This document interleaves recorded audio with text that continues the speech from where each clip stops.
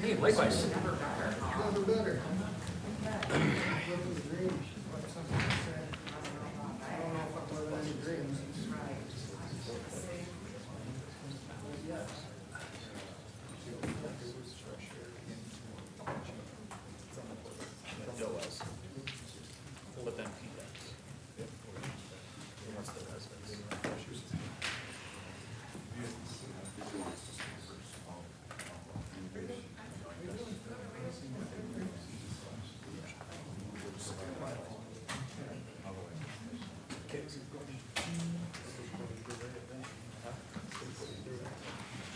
Ms. Scavich, are you the Q&A guy?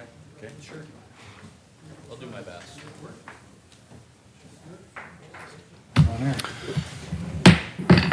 Good evening, everyone.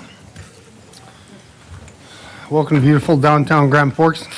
This is the Grand Forks City Council's Committee of the Whole for Monday, January 8th. Under item 1, call to order, 1.1, welcome and roll call. Weigel. Here. Sowski. Here. Weber. Here. Lunsky. Here. Kavami. Sandy. Here. Veen. Here. We have a quorum. Great. We don't have any updates or informational items, so under item 3, discussion items 3.1, designated depositories. Ms. Storsted. Yes, thank you, President Sandy, members of the committee. So this item 3.1 is just a pretty routine item. You see us come before you every even-numbered year in the month of January to designate our depositories. So as is summarized in your staff report, the city has good depository relationships with many banks well, all banks really, but the list that are designated depositories summarized in the staff report, all which are in good financial standing, and their financial information is attached. We do, of course, collateralize anything above and beyond FDIC insured at 110%. With that, we would just recommend approval to go forward to City Council. I'll move approval. Moved by Weber, second by Osowski. Any other comments? Hearing none, all those in favor signify by saying aye. Aye. Opposed, same sign. Motion carries unanimously. Thank you, Ms. Storsted. Item 3.2, committee appointments, reappointments for the Growth Fund. Anyone have any thoughts about Mr. Holt changing his beginning and end date, and then Mr. Crary and Ms. Whitney? Moved by Weber, second by Osowski. Further comments? Hearing none, all those in favor signify by saying aye. Aye. Opposed, same sign. Motion carries unanimously. Item 3.3, River Crossing Study Update and Amendment Request. Mr. Phelan. Hey, thank you, Council President Sandy, members of the Committee of the Whole. I have with me tonight Mr. Holte from SRF Consulting, and I asked him to come today and to give you an overview. There's a long presentation. He's not gonna give you a death by PowerPoint by any means, but he's going to give you an overview of where the working group has been from both East Grand Forks and Polk and Grand Forks counties. Give you an update on that. Mr. Korenko from our engineering department, he's our representative on that working group. And as you recall, when we first got involved in this, we paid a quarter. Grand Forks County paid a quarter, and then East Grand Forks paid a larger share of Polk counties to get us where we're at.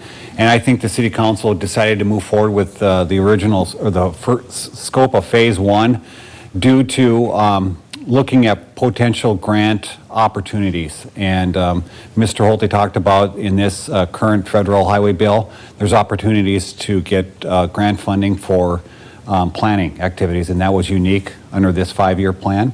The other thing is he recommended that we include the intercity bridge with the truck bypass bridge at Merrifield, because you don't know how we should look and see how the two bridge locations play off of one another. And perhaps through this process, we'd be able to prioritize which location is really a higher priority than the other. I don't know if Mr. Holte's been covering or following up on what things are going on between Grand Forks and East Grand Forks, but I think he's well aware that this City Council is really behind the truck bypass bridge at Merrifield. There's a unanimous of this City Council, and there's obviously a split on the intercity bridge, and so he's well aware of that. So we've had our discussions on that. So with that, Mr. Holte, he's going to give you an overview. And sir, I think you have control of your slides. And I think so, yes. And Yep. he'd love to go through these slides as quickly as possible, then more importantly, take some questions from you and offer some answers. Thank you, Mr. Holte. Excellent. Thank you very much, and Happy New Year to everyone. I'll do this as quickly as possible, and we can get to some questions here, too. So one thing I would like to do real quick is to just overview a little bit of how we started. The project development process does have 5 key steps. The initial planning and then into scoping. The scoping phase is what we are just completing now. We had 8 tasks. I'll touch on that in just a moment.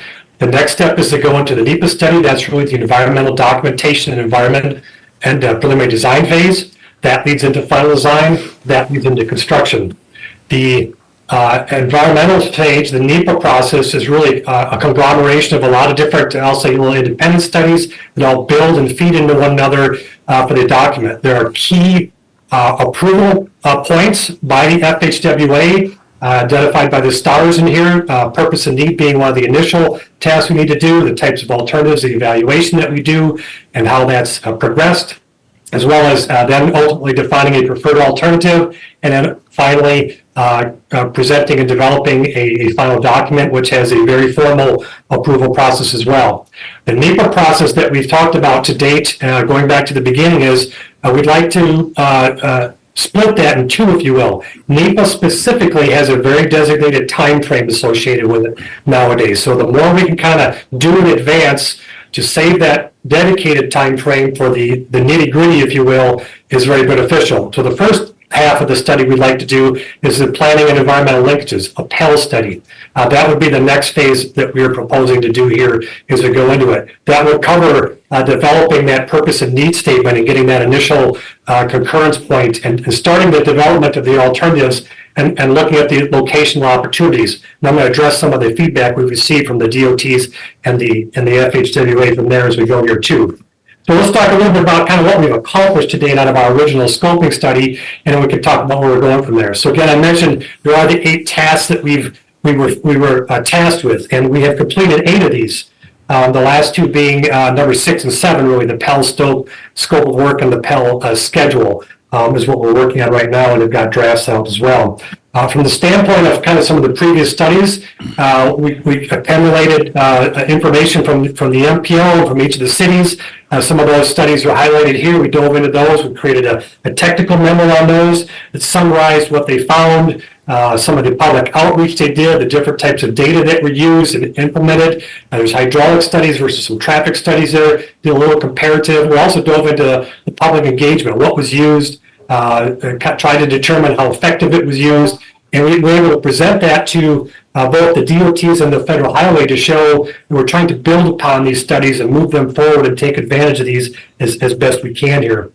The studies really help to illustrate really what's been going on along the river corridor, I'll say, north and south, looking at options, opportunities, places we can or have been looked at, and then starting to identify where the feasibility and the viable options really line up there. As we got into another piece of our scoping phase, really dealt with coordinating with the agencies. One of the things we wanted to try to accomplish is getting at the agencies, state and federal being Federal Highway, U.S. Army Corps of Engineers, and the United States Coast Guard, to really try and get the right players at the table so we were hearing what we needed to hear from them and what they were going to want to see and get their feedback on the previous work. We actually were quite successful with that. It was a little slow start. We had kind of a slow summer, but we were able to find and define the dedicated contacts for each of those agencies and the DOTs, which really kind of helped us the later part of the year. And I'll touch base on that in just another minute here too. With respect to some of the DOT discussions we had, a couple of interesting pieces here. So as we presented the PEL study, it was both DOTs felt that was an appropriate approach. They were comfortable with that. MnDOT actually has a process for a PEL study. North Dakota does not. So the 2 DOTs did agree that we should follow the MnDOT process, and we'll just bring North Dakota along and field their commentary and their needs as we go. Of course, the big purpose of the PEL study would be defining the purpose and need of a transportation improvement. And then once we define that purpose and need, then we go and look at where and how that improvement can be accomplished. So that goes into some of the other discussions about which bridge, which location, bypass versus local. All that's going to come into play when we dive into the alternatives and start to define that. The other piece that was identified by the DOTs in particular was that at this point in time, anything that's really going on east and west in a corridor is really locally owned. It's city or county. So there is no state or federal infrastructure identified here yet. And so they were very comfortable with the local agencies continuing to be the lead on this. They want to stay involved, be informed, but they were willing to kind of sit by the sidelines and just pay attention, if you will, to that extent there. In regards to the Federal Highway Administration, we did have several meetings with them as well. They made some comment about some of the previous studies about, they seem to focus more on a river crossing rather than a transportation system component. And that's going to be a key element from the standpoint of what the feds are going to want to see. Similar to the DOTs, the North Dakota Office of Federal Highway does not have any type of process. The Minnesota Office of Federal Highway does. So here again, we're going to follow the Minnesota side. It's this 168 process. That typically has some type of funding associated with it, as what they see, but they recognized some previous work, and we were just kind of able to talk them through what we're trying to accomplish here in the long run, and they were agreeable to continue, and they've been most helpful as we go here too. A couple other key components is the third bullet down from the bottom there talks about needing to evaluate longer corridors. Again, one of their comments was that the previous study seemed to focus on a river crossing, which is going to end up being a piece of the solution, but they're looking for larger transportation system improvements from a federal dollars perspective. And also, very important from a purpose and need standpoint, and particularly when we get into the alternatives, is they're really adamant about no predetermined solutions. So they want the solutions to be directly geared towards solving the purpose and need. And so that comes out of a lot of the bigger traffic modeling and a lot of the other safety components that we could pull together. Yes, there's been previous work. Yes, there are corridors that have been evaluated, but they really are literally about being too definitive about which of those are going to go forward, at least in the early stages. Better to start large. You can pretty quickly narrow that down as we go. From there, we really got into, with the feds a little bit, they actually helped define the Pell process. And I realize this graphic is probably a little fuzzy. This came directly from the Federal Highway Administration. But there's a component here that I wanted to share is that one of the first steps in the Pell study, the way they're doing these now, is that the scope of work actually has to be approved by the Federal Highway Administration before they'll allow you to go forward and get into the other steps of the process. So we've actually kind of wiggled our scoping phase. We were going to develop a scope anyway. We have. But now we've already shared that with the Federal Highway Administration. We've kind of started that review process. We think there'll be a couple iterations of back and forth. But we've already kind of morphed into the next phase, if you will, a little bit at risk maybe, but the Federal Highway Administration was agreeable to start reviewing that context and that approach to make sure it was within the parameters that they would be looking for. A couple other agencies that we're also able to meet with are the DNR and the Department of Waters in North Dakota. A couple key components here is that whereas the federal agencies are going to be what they call cooperating agencies in the review process, as in they have a little bit of command authority on no, you can't, or yes, you can. The DNRs are a little bit more what we call a participating agency. So we will engage them. They will have permitting authority, but they don't have quite the leverage that the federal agencies do. But there's still a component of making sure that we bring them on board. And again, they've been very accommodating. They clearly identified that the permitting landscape has dramatically shifted in the last few years when it comes to river crossings and the impacts to floodplains. And there's a significant issue here that comes into play as we go forward. And in particular, the third bullet down here talks about that they no longer will allow approach fills within the 100-year floodplains.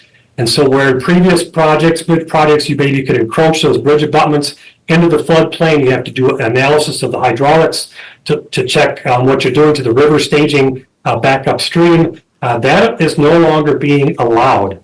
And that's a significant change from what the previous studies did. So what we're seeing, and a quick glance at some of the previous work done, is that most of the previous bridges that were defined or some of the concepts that were evaluated would probably require bridges to be 10 to 30% longer, depending on their location. And the longer they get is kind of the further south down the river you go, where the floodplain gets wider. So this is going to be a big component of how do we make sure these corridors that we're going to be looking at in the east and west range are all being evaluated at an apples to apples basis there. So that's a big one that we saw there too. The Corps of Engineers has also met with us. Again, we did a lot of nice pieces from them.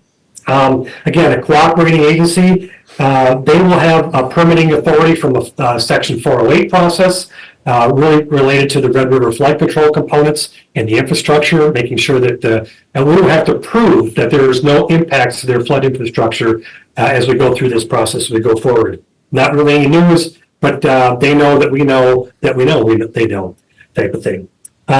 And also with Section 404, the Clean Waters Act, this is also very common within the river type of projects. But again, we walked through some of that and then started the process of how we start at a very high level, see if we can't break down some of these alternatives, kind of start to cut to the chase as quick as we can. The final federal agency we spoke to was the Coast Guard. Again, a cooperating agency. This is defined as a navigable waterway, so there is a Section 9 permit that will be included here. So we'll have to make sure that we pay attention to what they've got going on here. There are some other components of which office at the Coast Guard we're dealing with. Right now, we're dealing with 2 offices. As we get into some more detail, they said they would define a lead office for them, but for the moment, they're willing to bring multiple staff, which is a real rarity from the Coast Guard standpoint. So we feel pretty good about the cooperation that we have received there to date. And I'll just, so from our initial list of tasks, the final item that we have completed today is we did do a research of a lot of funding sources. We created a technical memo where we identified 10 different funding opportunities that we can monitor going forward. Some are planning, most of them are capital cost reimbursements, but we can do some different components there. And one of those right now is the RAISE grant that I'm going to talk about here in a minute, just to keep on track of that. So from the standpoint of kind of what's still going on, we did complete a draft Pell scope of work. There are 13 tasks within that, and we shared that with the PMT members of the 4 agencies the first part of December. We fine-tuned it and submitted that before the holidays to the feds. They were agreeable to that. We are hoping to get their first round of comments back by the end of January of this month. So that's a positive, I believe, there. And we've also created a schedule, a quick mock-up of what we think this is going to look like. I think some of these tasks maybe push back a little bit more into the middle than as front-loaded as it looks here. We will be creating a critical path method, a schedule, so we're going to tie all these together and really look pretty hard at how we can best pursue these and let one task feed into the next in a very streamlined and efficient manner. So we want to be pushed towards that. This is the task, and it's also currently the dark blue arrow on the top there that's overlapping with our current scopings, right? So this concurrence on the scope of work is a little bit of what we were going to do in the scoping phase and what we absolutely need to start the Pell phase. So we'll see that how that evolves momentarily. So from the standpoint of where do we go next, what's on your before you currently is not only the Pell work that's out there, but we found the RAISE grant applications are currently out. I've actually got some additional information I just got within the last hour here that's a little bit applicable here. But the nutshell of this is that this is a planning grant. So the beauty of it is, down the very last bullet, quite frankly, is it basically covers everything except construction and right-of-way. So preliminary design, traffic analysis, public outreach, environmental documentation, and including final design can all be pursued and paid for in these grants. So that's a huge positive what we can do there. These applications are due at the end of February, so there's a little bit of a time crunch to get this pulled together and get something to submitted. Should we be successful and get an award, that would be announced generally around the end of June. And then what we're seeing is that the grant agreements take about a year. And actually what I saw this afternoon is they announced there was a workshop this afternoon on the RAISE grants that they're saying that because of the backlog of previous RAISE grants, it could take 15 to 18 months before that money is awarded.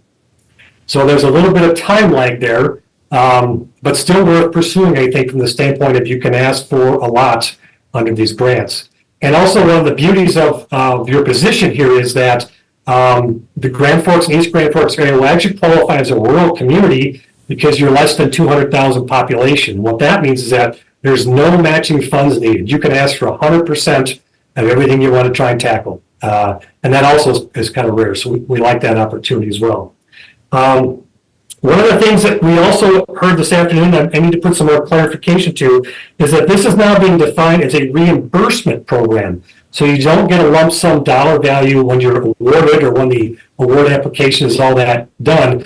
But there is a bit of a cash flow payment in that you request a sum of money and then you basically pay first and ask for reimbursement second. So you do have to have a little bit of the ability to pay as you go, but to be able to get reimbursed as you go as well. We're going to submit some more questions to put some more clarity on that. But there is a nuance to that. But I think there's still some good opportunities to present that. And what we want to look at is our previous understanding with the RAISE grant is that once you receive the dollars, once you were awarded that officially on paper, then you could spend it forward. You couldn't use it going backwards. Now, as they've redefined this as a reimbursement program, we're going to see if we can't put a little nuance and see if that would actually be potentially reimbursable backwards, say, to help cover this Pell study. So if we could find a way to work that nuance into the details, I think there's also some additional real benefit to the local agencies in pursuing this grant application here too. So that's an interesting one. There's also currently a bridge improvement grant out. However, we don't qualify for that because that is only for planning opportunities on existing bridges that fall under certain categories of poor or failed conditions. And we are not in that scenario at this point in time. Finally, then, kind of looking at the where we're at in our schedule overall with the scoping phase. As you kind of see maybe in the middle of the ground there, in the middle of the summer, got a little slow, but as we got towards the fall, the agency started to respond. I think there were some people moving positions and a few things of that matter. We were able to hold a series of meetings. We're actually January 24, and we're kind of that lighter blue bar down there. Federal Highway is reviewing the Pell scope, as I mentioned, and we're basically overlapping kind of the end of the scoping study and the beginning of the Pell study, see if we can't take advantage of some opportunities and kind of keep some momentum moving forward there as we go forward. But the thought here is that perhaps we could get into the Pell study, maybe by, as we drop down into, get the scope approved fully by the end of February. Maybe we can get the Pell study started maybe somewhere in the April or May condition. We do think the Pell study will take about 21 months. Again, this is a little generic as we fine tune some of the scope and get some feedback from Federal Highway. I think we'll be able to tinker this with some more, but that's the study in a nutshell, if you will. So that's about as quick as I can do that, and I would be happy to answer any questions. Thank you for that. Mr. Weber, questions or comments? Please, thank you, Mr. Holte. Let me try to make sure that I've got a handle on some of the larger issues here. The NEPA, the MEPA, those are down the road. The scoping and the Pell studies are steps towards that important next set of studies. Is that correct? The Pell study is the step that leads into the NEPA study. Right. Yes. And Yes. help me to understand, Pell and scoping, are they the same or are they separate stages? They are separate. Right. Okay. So scoping leads into Pell, Pell leads into NEPA. Scoping leads into Pell. So we've completed the scoping and now this is a request for funding support to write grants to conduct the Pell study. Is that correct? Not exactly. Okay. So the RAISE grant that's out there, the way we presented it prior to today, we felt that the RAISE grant opportunities would support the NEPA and final design components, the next two phases. Because those monies we didn't believe those monies would be available for about 18 months. And if we want to start the Pell study now, that doesn't work. However, like I said, within just today, we've learned some nuances that may make it applicable to pay for the Pell study, but we don't know that at the moment. So So, that's a hope right now. Oh, so the funding would support a grant application for the MIPA study, not for the Pell? At the Cover moment, both. yes. No, at the moment, I'm going to say it's for the NEPA and the final design. Okay, then what's the anticipated cost of the Pell study and who's paying for that? I don't have that cost yet because we're still working on that with the scope through the federal highway. And at the moment, that would appear to be a local cost. Here again, we're looking at an opportunity to see if we can get the Pell included, but we just don't know that yet. I see, good. And some rather alarming news that you shared, and I believe this was the first time we've heard this. There's a new prohibition against approach fill within the 100-year floodplain, and that's resulting in bridge lengths of 20 to 30% longer than had previously been discussed. And where are we at on that 10 to 30%? You are correct. So that's an interpretation by the DNR, particularly on the Minnesota side. The rule that they're referring to has been in place since 1978, but there's some new players involved. Their interpretation of that regulation that's out there, and this is affecting projects all over the state of Minnesota that we've heard. But they are now saying that that's the rule. You cannot put bridge approach fills in the 100-year floodplain. So that's a significant change from what some of the previous studies did, because that's what a lot of bridge studies did prior. At the moment, all we know is that that's what we would need to accommodate. We went back and looked at a couple of those studies, and it did appear that they were in the floodplain. So we just simply said, if we pull them out, what does that mean for us? And it would appear that those bridges would need to be 10 to 30% longer. That's not the worst thing in the world. I mean, we can design that. You can make that happen. But it does affect cost.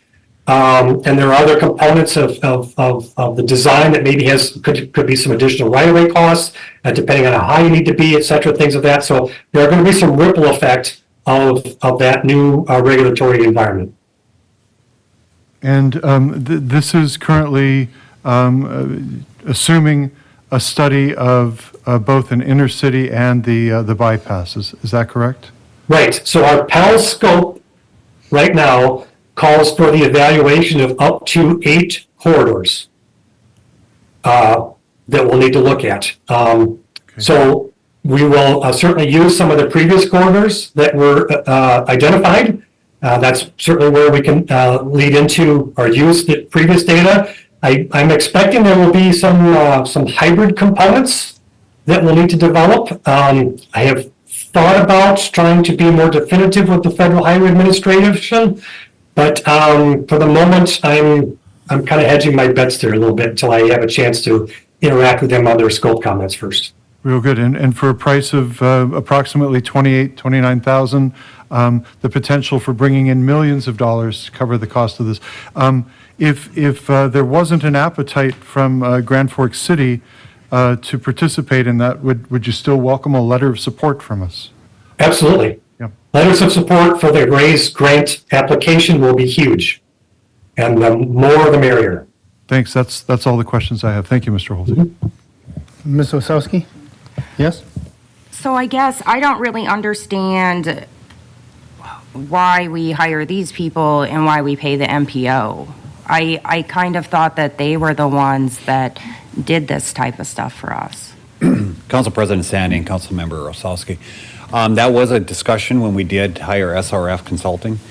Number one, they don't have the technical expertise at the MPO that SRF would have regarding how to move forward with a bridge.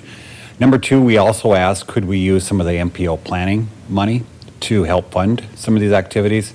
And we were told by the MPO that the studies these planning studies are not eligible for MPO funding. Okay. So I saw on that one slide that there were like 9 different studies that were done.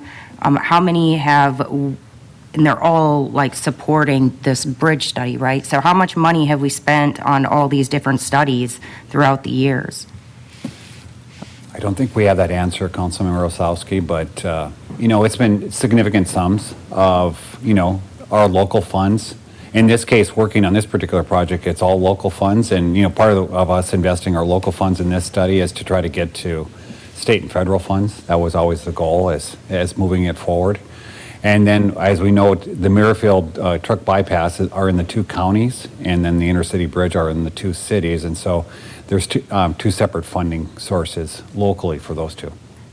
So this, I guess, is, besides the initial amount, this is a second time we've been asked for more money. How much more after this is going to be needed?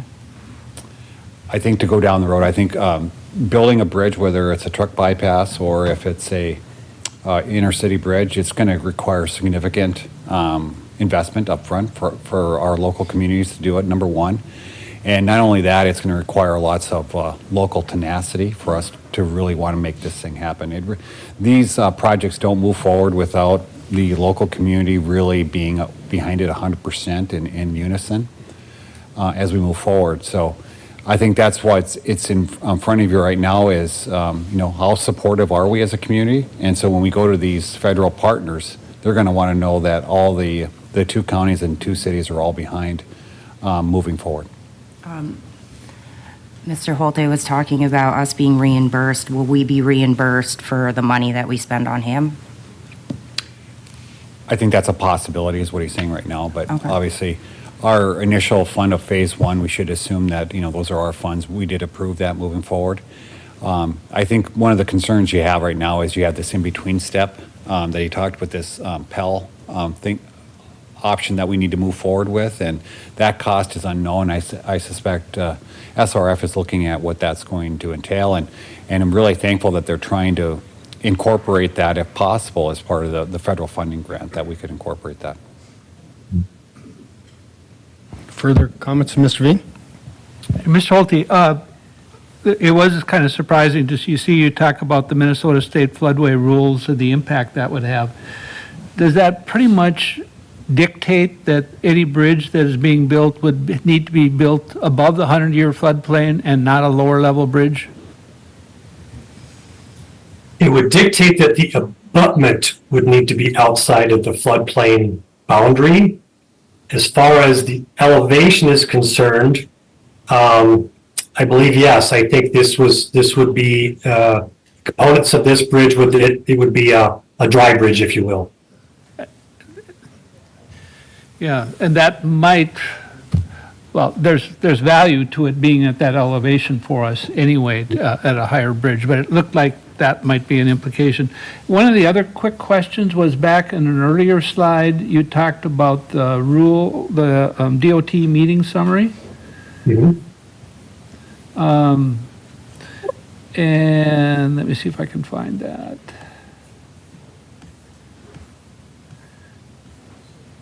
You talked a little bit about having no impact on the, no state or federal roadway infrastructure is impacted. At least from the studies that I saw, whether you had a bridge at either location, it did improve traffic flow between the 2 communities and would impact traffic volumes by having a south end bridge. That's one of the advantages of either one of these bridges, is the benefit to traffic flow, which does impact federal roadway infrastructure. It does impact it from the standpoint of transferring traffic to the new location. Totally agree with that. What's been identified to date, though, is that there would not necessarily be an impact to needing to revise or fix or improve existing state roadways. I think that will come, quite frankly, but at the moment, that has not been specifically identified. Thank you. Mr. Veen, Ms. Lansky, any comments or questions? So it's interesting, the fact that Minnesota's waterways is going to determine the bridge that we can build here to connect our communities. Mr. Gossett, at what point is the state of North Dakota going to sue the state of Minnesota? That I can't answer, President Sandy. Well, I mean, this is, by the time any bridge gets built, that's $100 million additional expense to our community. I mean, if we're estimating today, it's $120 million plus dollars to build a dry bridge. In 15 years, for example, it's $250 million. So why would we, again, maybe it's a rhetorical question, why would the state of North Dakota and the city of Grand Forks be okay with Minnesota determining what height we have to build a bridge?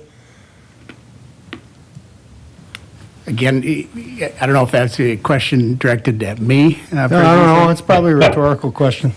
So I can offer to submit on that. So at the moment, that's what we've heard from Minnesota DNR, and there's a real impact of that. You're absolutely right.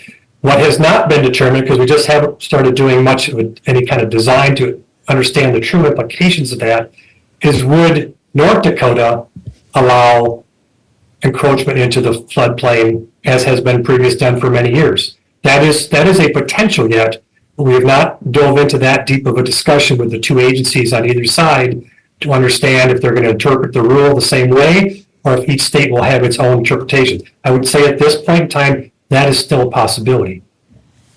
But if Minnesota has to build above that height, it doesn't really matter where we put, I guess their side would be dry and our side would be wet. Well, not necessarily, no. I think, so for example, I know there's emphasis on the truck bypass to the south.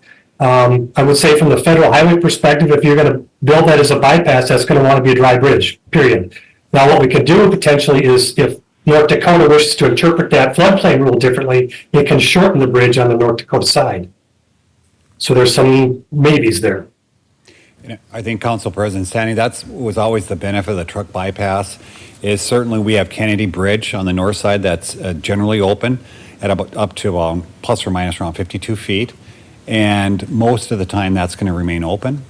And if you're going to do the benefit of the bypass bridge on the south end, it would allow you to have another high bridge on the south end for traffic during regular flooding. I don't think when we presented the intercity bridge locations, we've essentially, I think, eliminated the high bridge in those because it would no longer look like a neighborhood bridge and would cause so much disruption in those neighborhoods that it was kind of ruled out above and beyond cost. Just trying to call something a neighborhood bridge that's going to be that high coming into neighborhoods, I think would be untenable in those neighborhoods to move that forward. Mr. Weber, further comment? I seem to recall when we have had to close bridges, a number that was bandied about was the daily cost, the weekly cost of loss to commerce, et cetera, when we've had to limit flow. Do you recall any of those numbers? What's the cost of a week of having no access across the river for our communities? I don't know if Al has this answer, but generally in a moderate flooding condition, the Sorley Bridge off of Demers Avenue is going to get closed for a while, and the Point Bridge. Those shut down in the low 40s up to 45. So we almost plan on those two being closed, and then you're left with the Kennedy Bridge all the way up to 52, and it would take a real major flood in Grand Forks for us to have to close Kennedy. And so I think when they look at all that additional cost is because we force everybody to the north to get to any place in Grand Forks and East Grand Forks. But in fairness, the 100-year floodplain, I mean, those parameters are changing under new conditions, and we can anticipate irregular, unanticipated, more severe flooding seems to be a strong possibility for our future. Yeah, thanks.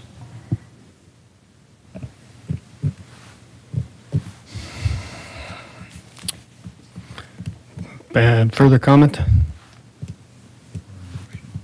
Anybody interested? President, Yeah, Mr. Weigel?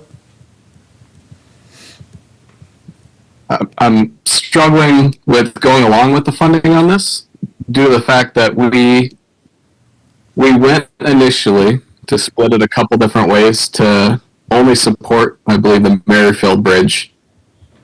Recently, we had the MPO move forward with something against the wishes of the council, and then here we are back again, looking at putting more money into something that we didn't agree with just 2 weeks ago. And so I'm trying to wrap my head around why we would go forward with the additional funding for them. Thank you, Mr. Weigel. I think Mr. Weber? I tell you what, this is Cal. We're making a recommendation for the council for next week. I'll make a motion to move approval of the current recommended action, and then we can continue to discuss this next week. Is there a second? Second by Lunsky. Further comment? Hearing none, all those in favor signify by saying aye. Aye. Opposed, same sign. Aye. Tied 0-0. Motion fails. Thank you. Thank you, Mr. Holte.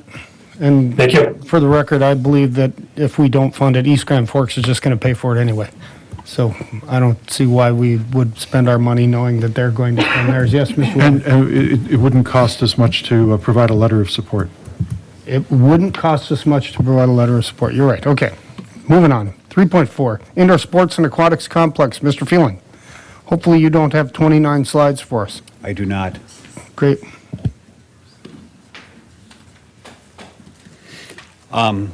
Council President Sandy, I'll give you a quick update and where we're at. So I just want to make sure that you're all on board with, the direction that we're headed, and you understand that.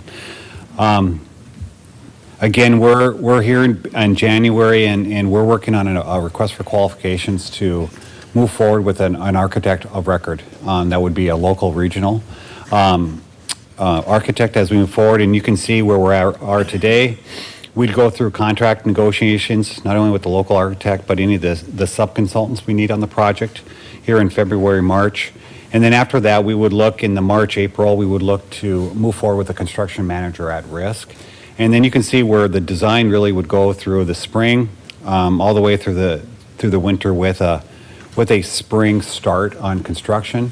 We had thought maybe there's some site work we could do this fall yet, but essentially that's the schedule we have right now, with ultimately the intent of completing the facility by the end of 26, so it would be operational in 2027. So as part of this plan, we're trying to utilize all the work that we've done to date with the existing group and then add a local architect to get us through schematic design, get us through design development, and get us through construction in the quickest and best ways possible. So that's kind of the strategy to try to move this project as soon as possible.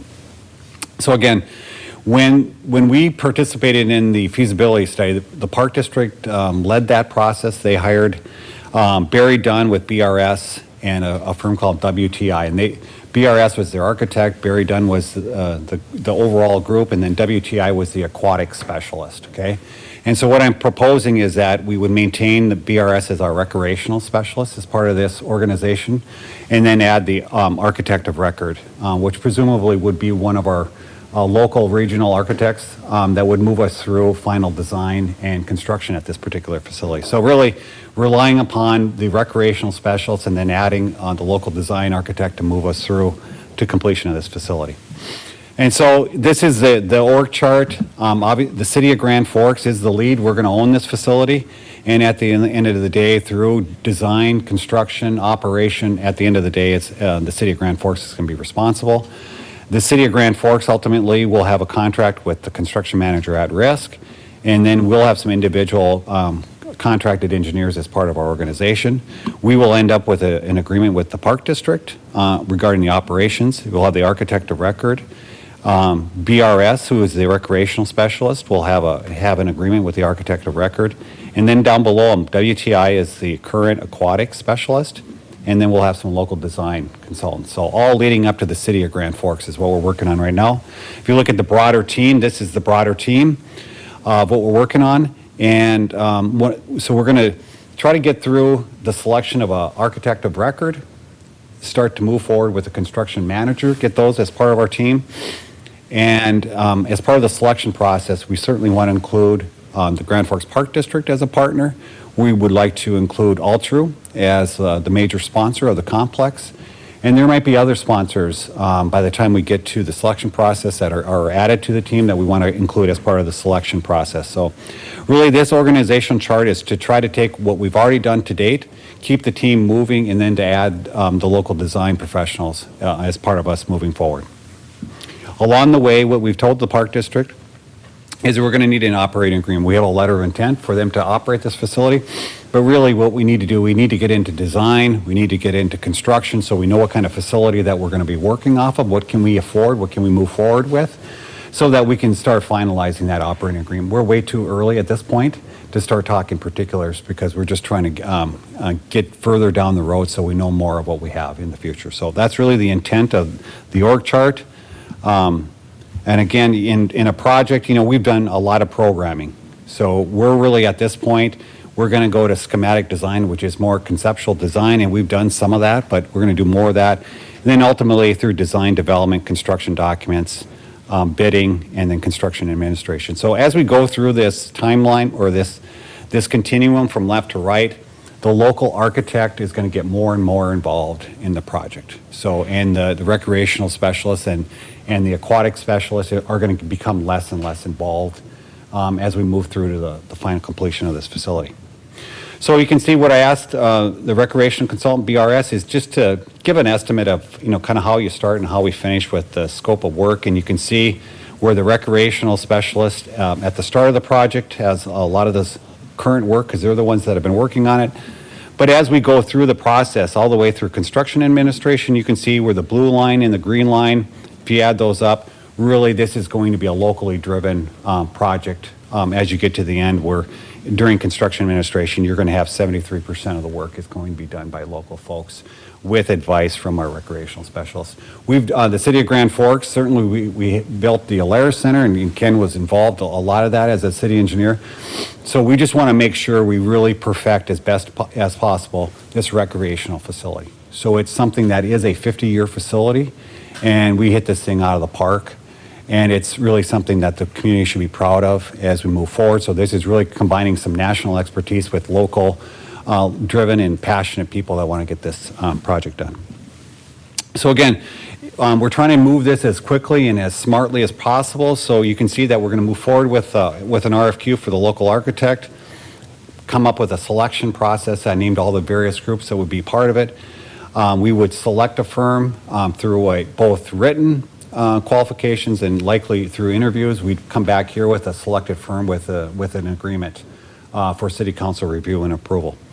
I suspect, you know, certainly the city of Grand Forks is going to have a major decision making on this process. So we certainly, throughout the selection process, so whatever involvement the city council wants as part of the selection process, we want to engage you as part of the selection process too.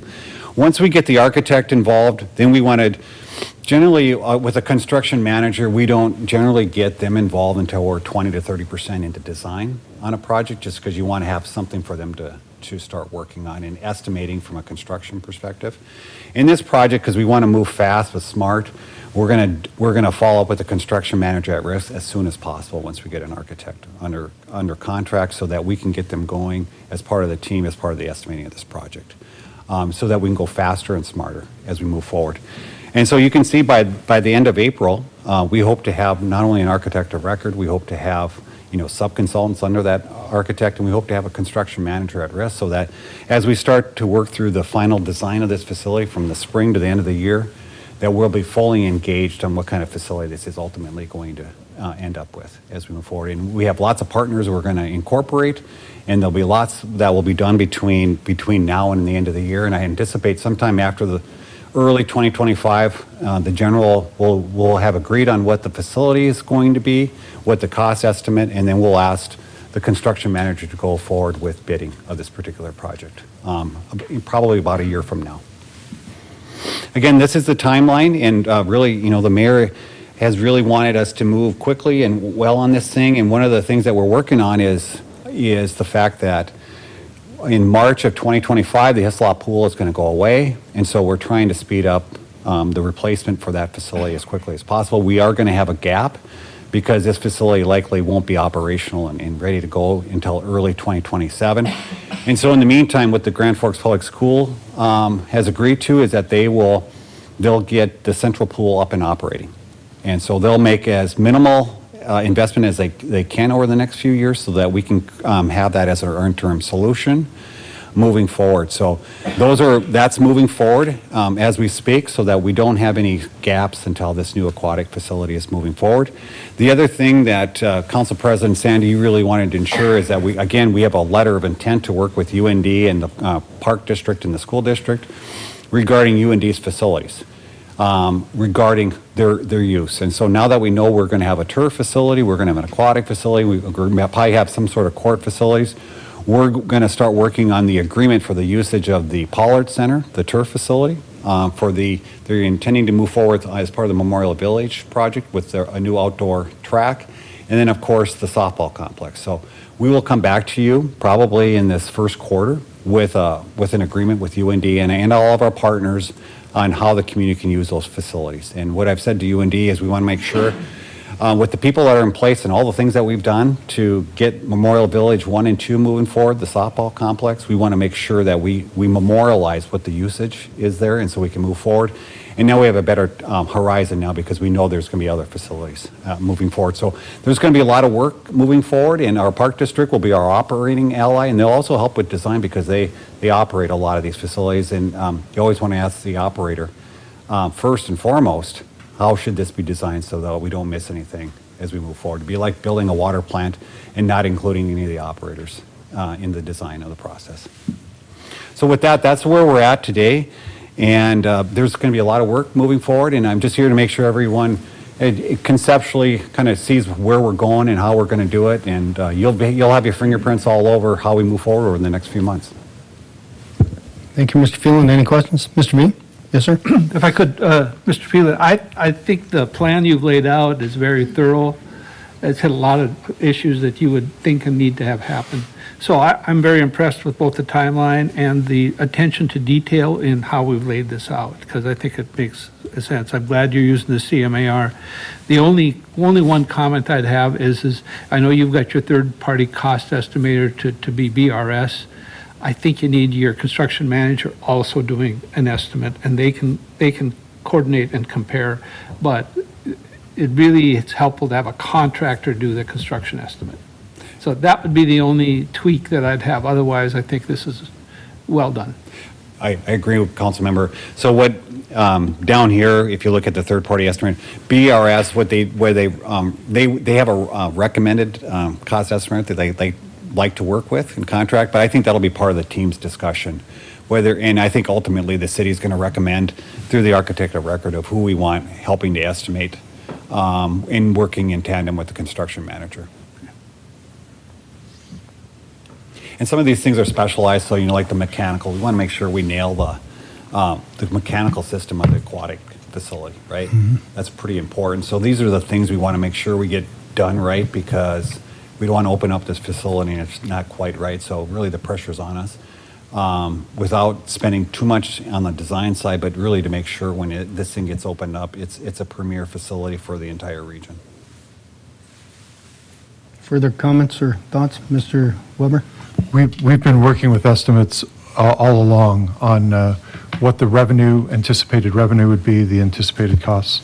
Over the next couple of months, we're hoping to hire a CMAR, the construction manager at risk. And that process usually correct me if I'm wrong, that process revolves around a fixed dollar amount, saying this is what they will produce the project for.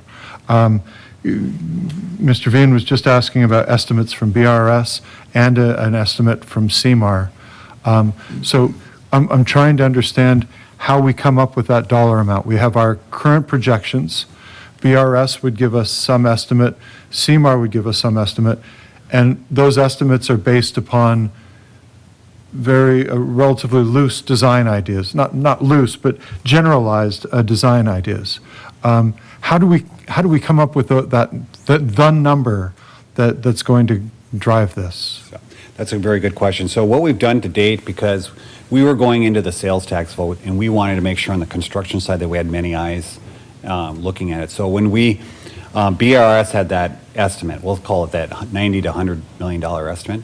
What we did is that we went out and then asked And we paid local architects, and we also paid local construction management companies to take a third-party look at what they thought that those cost estimates were.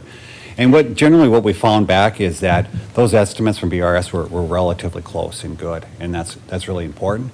But I think now we're going to go to the next level. So as the architect of record with their team, as they start going through final design, 20, 40, 60, 80, 90 to 100, they're going to be working with this construction manager to continue to verify those costs. So we'll have better and better certainty until we get to 90%, and we'll generally know.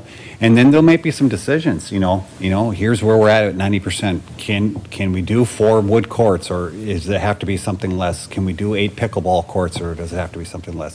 What kind of indoor turf facility? What kind of aquatic? We know we want a 50-meter pool, but we'll have all those conversations. And then also all those conversations have an operation and maintenance component. And that's why when we want to bring in the park district, because if we're going to have a larger facility, it's going to cost more for us to operate that facility. So that'll be an ongoing issue.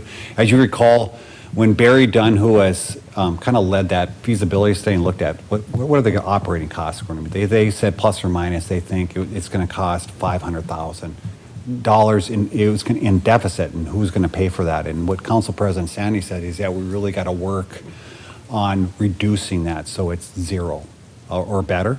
And so as part of us working on this, certainly that was an estimate. So our goal as we work through not only the capital part of it, but the operation and maintenance of how can we drive revenue to this facility? How can we reduce operating costs so that we can further ensure the public that we're not going to raise mills to operate this facility? So that's the other part that really the pressure is on us too.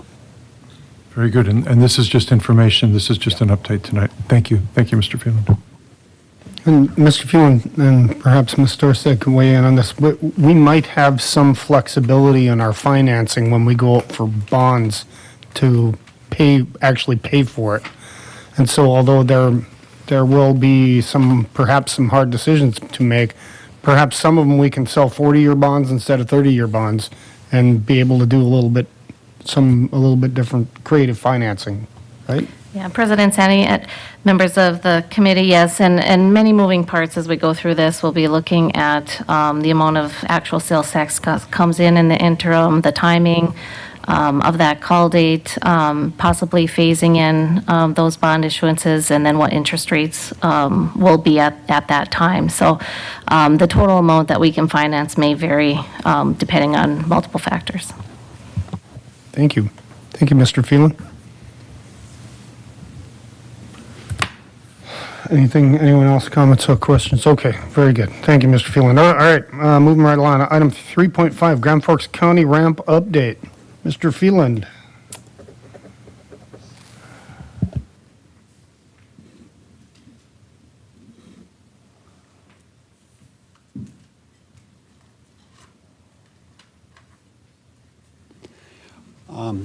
Again,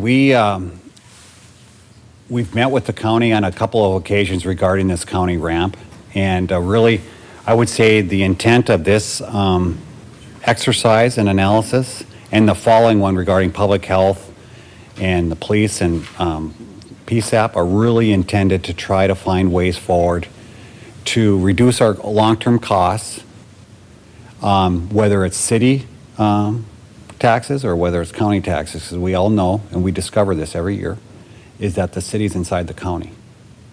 And I think the city is about 80% of the population of the county. We're probably about 80% of the mill value of the county, and we're probably about 98% of the derived sales tax that comes in. So whatever happens with the county really impacts us. So in the spirit of that, it's how can we do the best we can with the city with our resources to try to reduce the overall property tax burden of everybody in the county, of which we know the city of Grand Forks is an important part of that whole thing. So that's the spirit of what we've done this in. I did brief the county commission last week, and I would describe them, I think the Grand Forks Herald reporter, Mr. Voigt, described it as lukewarm. So they're lukewarm on wanting to do this, but I did say that I would come to brief you on that. So I'm not coming to say the county really wants to do this. They can't wait to do this exchange, but they're open-minded to work through it. So just so you know that as we move forward. I just want to highlight on this map the city of Grand Forks over the last, I would say 8 years, we've done a lot of development in the downtown. And you look at all these green locations on the north of the railroad tracks, you can see all the green activity where we've really added a lot of density in our downtown area, from, Pure Development to Beacon to Olive Ann, another boutique hotel, Harry's, Selkirk, Argyle, Epic, our friends from Franklin on 4th, and then Town Square. So we've added a lot of work. And so I think thankfully over the last 20 years, the city of Grand Forks has retained ownership in the central ramp, which is fast becoming a really important parking structure for the city of Grand Forks, and then also the corporate ramp. And when you look at these two ramps, both of the central ramp and the corporate center ramp, they have a little over 350 parking stalls in those. And then when you look at the county ramp, that has about 330. So these two ramps individually have a little bit more parking capacity than the county. And so as we move forward, we think the next development area is really to the south of the tracks is where we're moving as we move forward. So you can see where the county ramp is. And we should also note, this is the corporate center right here. So the corporate center was built, completed in the late 90s with a ramp, and that was all post-flood.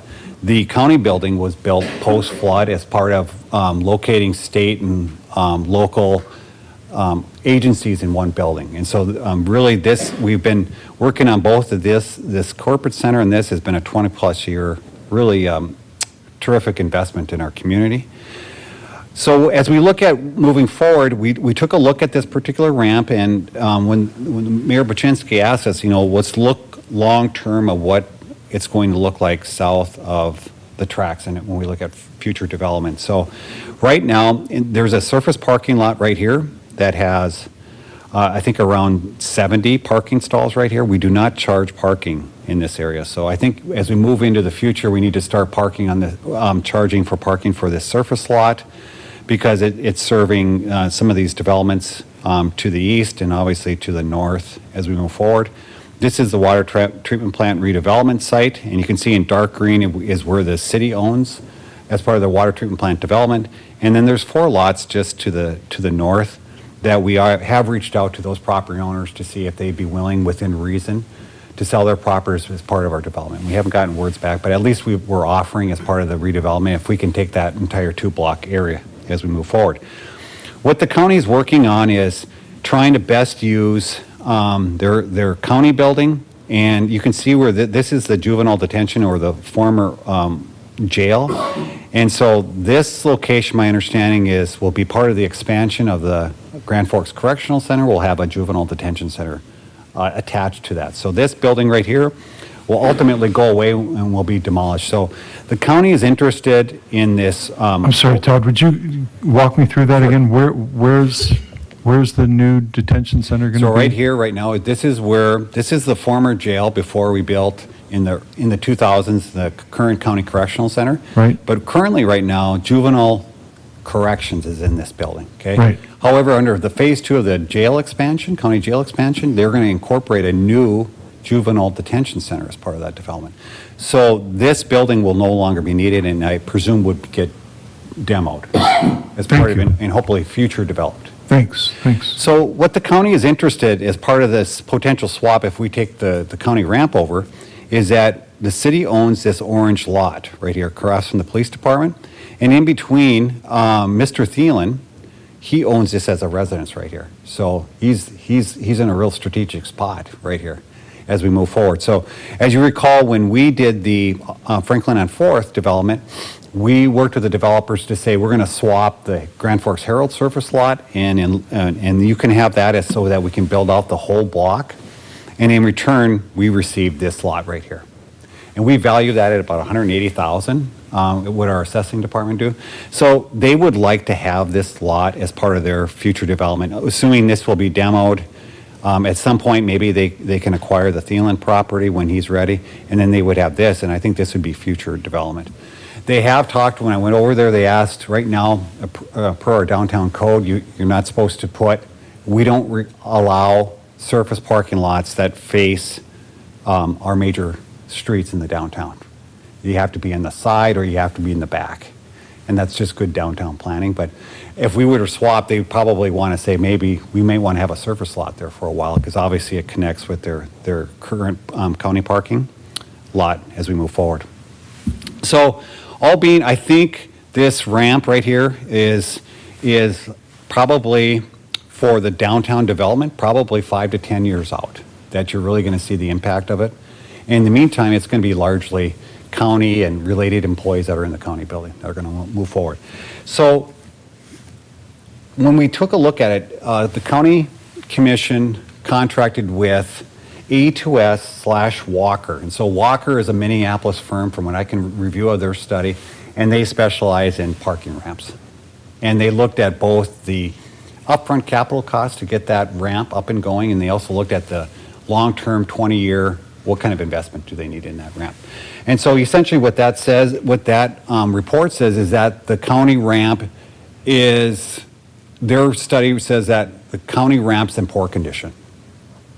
It's got a lot of deferred maintenance, and something needs to be done now so it doesn't continue to slide into the deferred maintenance abyss, okay? And so then what we did, and they said it's going to cost about $3.2 million up front to renew that facility up front, and about $3 million over 20 years to maintain it in an appropriate way. That wasn't done over the last 20 plus years. Then we had, the city contracted with SN Solutions, and it's in there, it's an opinion letter. And basically, I'm going to summarize in my words. The opinion letter says we generally concur with A2S and Walker that, you know, the ramp is in relatively poor shape. It's in still in okay structural shape, but something needs to be done sooner rather than later so that it doesn't continue to slide into poor condition. And then we had Interstate, who was our parking operator. We had them take a look at it too, and they hired a collaborative design group, and that's a firm out of Minneapolis, and they do parking structures, and they took a look at it. They thought to one-time improve that facility is about $900,000 to move that parking structure forward. And so looking at the $3.2 million from the A2S/Walker with our estimate of $900,000 with the letter of opinion to say, it's a qualitative letter of opinion to say, yeah, we agree that it's in poor shape. And again, I'm not a structural engineer, but I did take a look at and read all the reports. And so I came up with a $1.8 million and something as kind of a medium round. And why did I try to do that and just say in $3 million? Because I think we went back to the county to say they have $3 million in ARPA funds that are unallocated. And those are the funds, I think, that when we had the wastewater treatment plant, we were going to put that, we gave those funds back to them. They still have the $3 million. I think they're looking at, if they're going to want to do a swap for this particular lot, they're going to want the city to take it over and not just spend the $3 million. But is there some way that we can find a lesser amount that we can expend? And so I took our estimate, the 900-some thousand estimate. I added in things that were not included in our estimate to include some traffic mitigation things. So right now, as you go into that ramp and you go up to the second floor, it's really steep. And my understanding is it's so steep because there was a vehicle that was high, and so they needed to make it really steep. Well, it's really hard to park on it because it's in the winter because it's really steep. So part of the estimate that I added in is to create some corrosive or gritty stuff that will allow you to get up the ramp in the winter and also be able to park. Okay, so I added that into the estimate. Number two, there's some plumbing and mechanical things that need to get fixed up. I added that into the estimate. The third thing was electrical things that our estimate didn't include, so I added that in, so I get to the $1.8 million and some change to move this forward.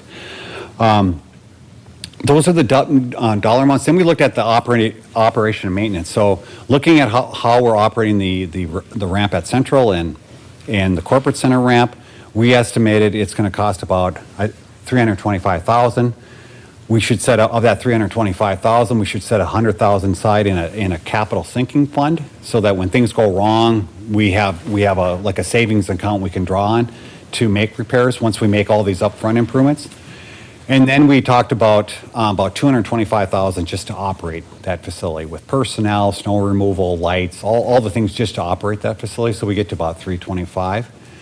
Then we looked at, there's 330 spaces of which the county's asked with themselves and all their partners. We would like to have about 200 spaces. We looked at charging them about $90 a space. And then if we could take an additional 100 to get us to the 300, from 2 to 300, charge them $90, we can pretty much close that funding gap for year to year. I think in my report, it's like, we're still behind like $1,000, but plus or minus, it's pretty close. So we tried to look at that, and how we arrived at the $90 right now in our corporate center and ramp, and then also in our central ramp, we charge from on the range of 55 to 120, depending on how much service you want, how much reservation. So we just picked the 90 as that reasonable amount that we would do that. So I briefed the county commission on that, and I said I would brief you. And really what I'm here tonight is to say that's how I see the lay of the land right now. And I'm really here to say, ask you if you're interested in the city administration do more work on this and try to find a solution. I think whatever the solution comes, the county would like to have this lot as part of any swap. And so what I've told the county is that we're not going to invest, $1 million, $1.5 million, or $1.8 million upfront into this ramp without asking them for the money. We'll operate it over time through a revenue system, but we're not going to do that as we move forward. So I made that clear. And so really we're here today, and I want to thank Ryan Brooks and Andrea Edwardson, who's been working the challenging task of parking in these ramps. And I think what our lesson learned on our own ramps, whether it's Centro that we built in the 1970s, as you recall, and it was part of urban renewal of the 1970s, and when we knocked down a Carnegie Library and we created a ramp. And then in 1999, obviously the corporate center ramp was built. And so they're still there. And I think we need to have a better mindset of having our parking structures as infrastructure. The similar attentive to details that we have with streets, we need to have the detail to our own corporate and central ramp and to this county ramp. And I think we've started to change our mindset on that, and it's made some really good investments. But that's kind of where we are today. And the county is waiting on, they're open-minded for us to come back, but if you're really not interested, even with the kind of the framework that I've identified, if you're not interested, I'll just say that, the council is either interested or you can walk into the facility and service whatever you need to move forward. And so that was one of the requirements. Again, we want free parking, but as we know, parking's not free. We need to have somebody pay for the free parking. So even if my sense of, if the county wants to have, customer service or client free parking, it's still going to be $90 a stall. It's just that somebody else is going to pay for it, and being the county in this case. So we all have to pay for it, and I think what we've done is, we assume parking's for free, and it's really not free, and that's how you get into situations that we are in now. I really like what you said about prioritizing who gets to park where. If we have any appetite for doing this, it's to serve expansion of downtown business, retail, residential activity over the next 5 to 10 years.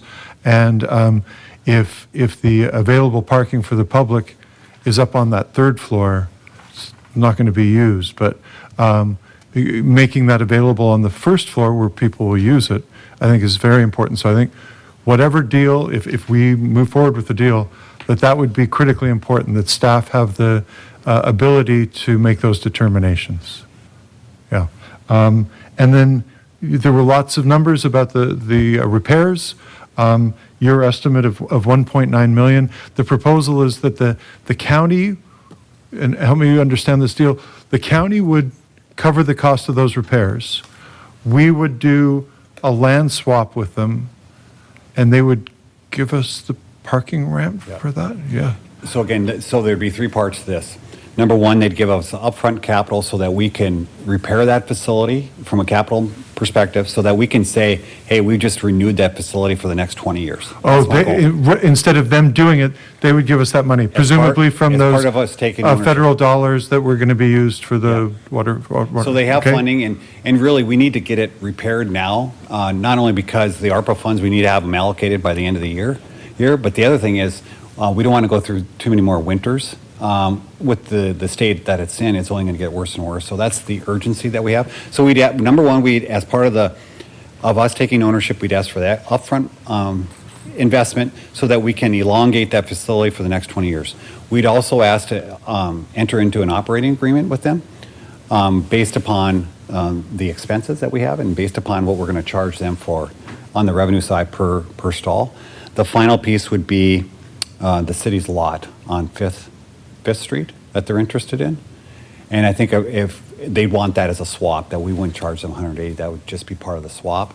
And I think their additional request would be that they could build a, if they wanted, they could build a surface parking lot on it. Right now, our rules don't allow it, but obviously, there's always exceptions to the rule, and they would want to do that. The other thing we probably need to work on is we would probably, in this year, look at this surface parking lot right now that we're not charging. We probably look for starting to charge for those stalls because you can see where it's really strategically located next to this water treatment plant development. The one thing thanks to Andrea Edwardson in planning, she took a look at, when it got swapped to the city in 1996. So we own it, we maintain it and all that sort of thing. The only thing, the requirements is that we always had to keep it as a surface parking lot and we couldn't turn it into a development. And if we did so, then it would revert back to the county. And so it's kind of interesting how our mindsets changed from 1996 to 2024. We're saying now, what we saw in 1996 is you can't develop on this. And then you look at this lot, we're saying you can't create a surface lot, you have to develop on it. So it's a little bit of how time changes over the last 30 years. Could we, as part of the deal, ask to have that prohibition sunsetted on that surface parking? Yep. Yeah. So going back to step one, whether it's 1.8 million, 3 million, the county has, if I remember right, around 3 million in federal funds for things of this sort. Would the deal be that we're hoping to keep the cost down as much as possible, but the county would provide the capital for whatever it costs up to a certain amount? Yep, that would be, we certainly know they have $3 million in one-time funds, and I think they have some additional CARES funding. We wanted to try to do it for less so that they would have additional funds to do other things. We know there's other projects they have. So that was our win-win on this whole thing. Hey, you were going to spend $3 million on this. Instead, we're spending 1.8. So, they have funds to do other things.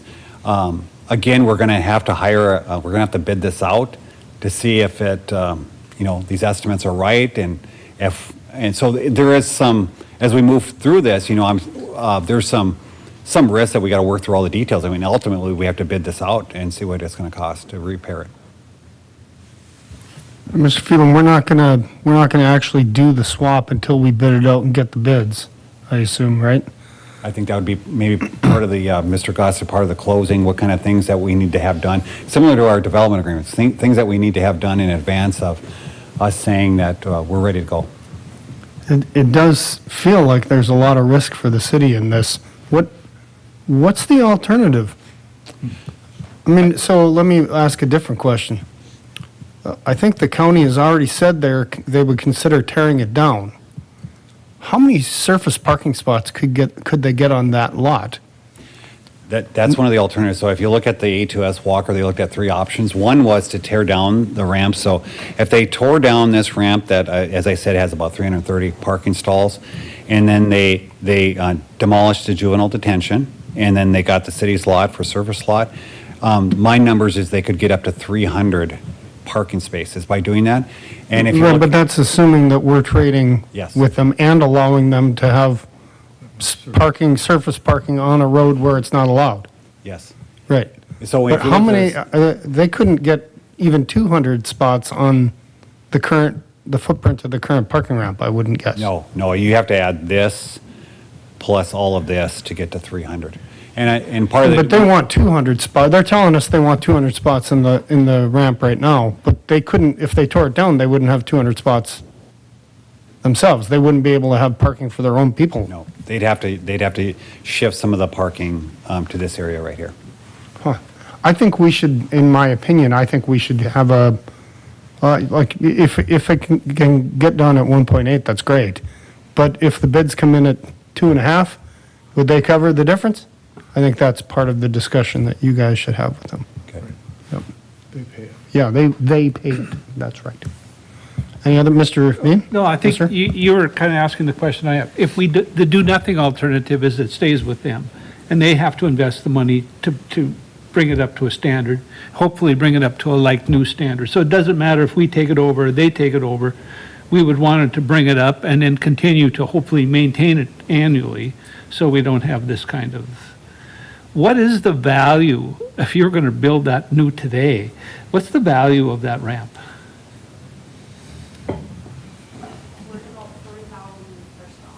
Andrea said we're at about $40,000 per stall, so if you, so 40,000 times 300, I guess. 13.2 million. Yeah, 13.2, so you can invest 3.2 million to have a $13.2 million ramp, if you want to look at it from the value of the asset.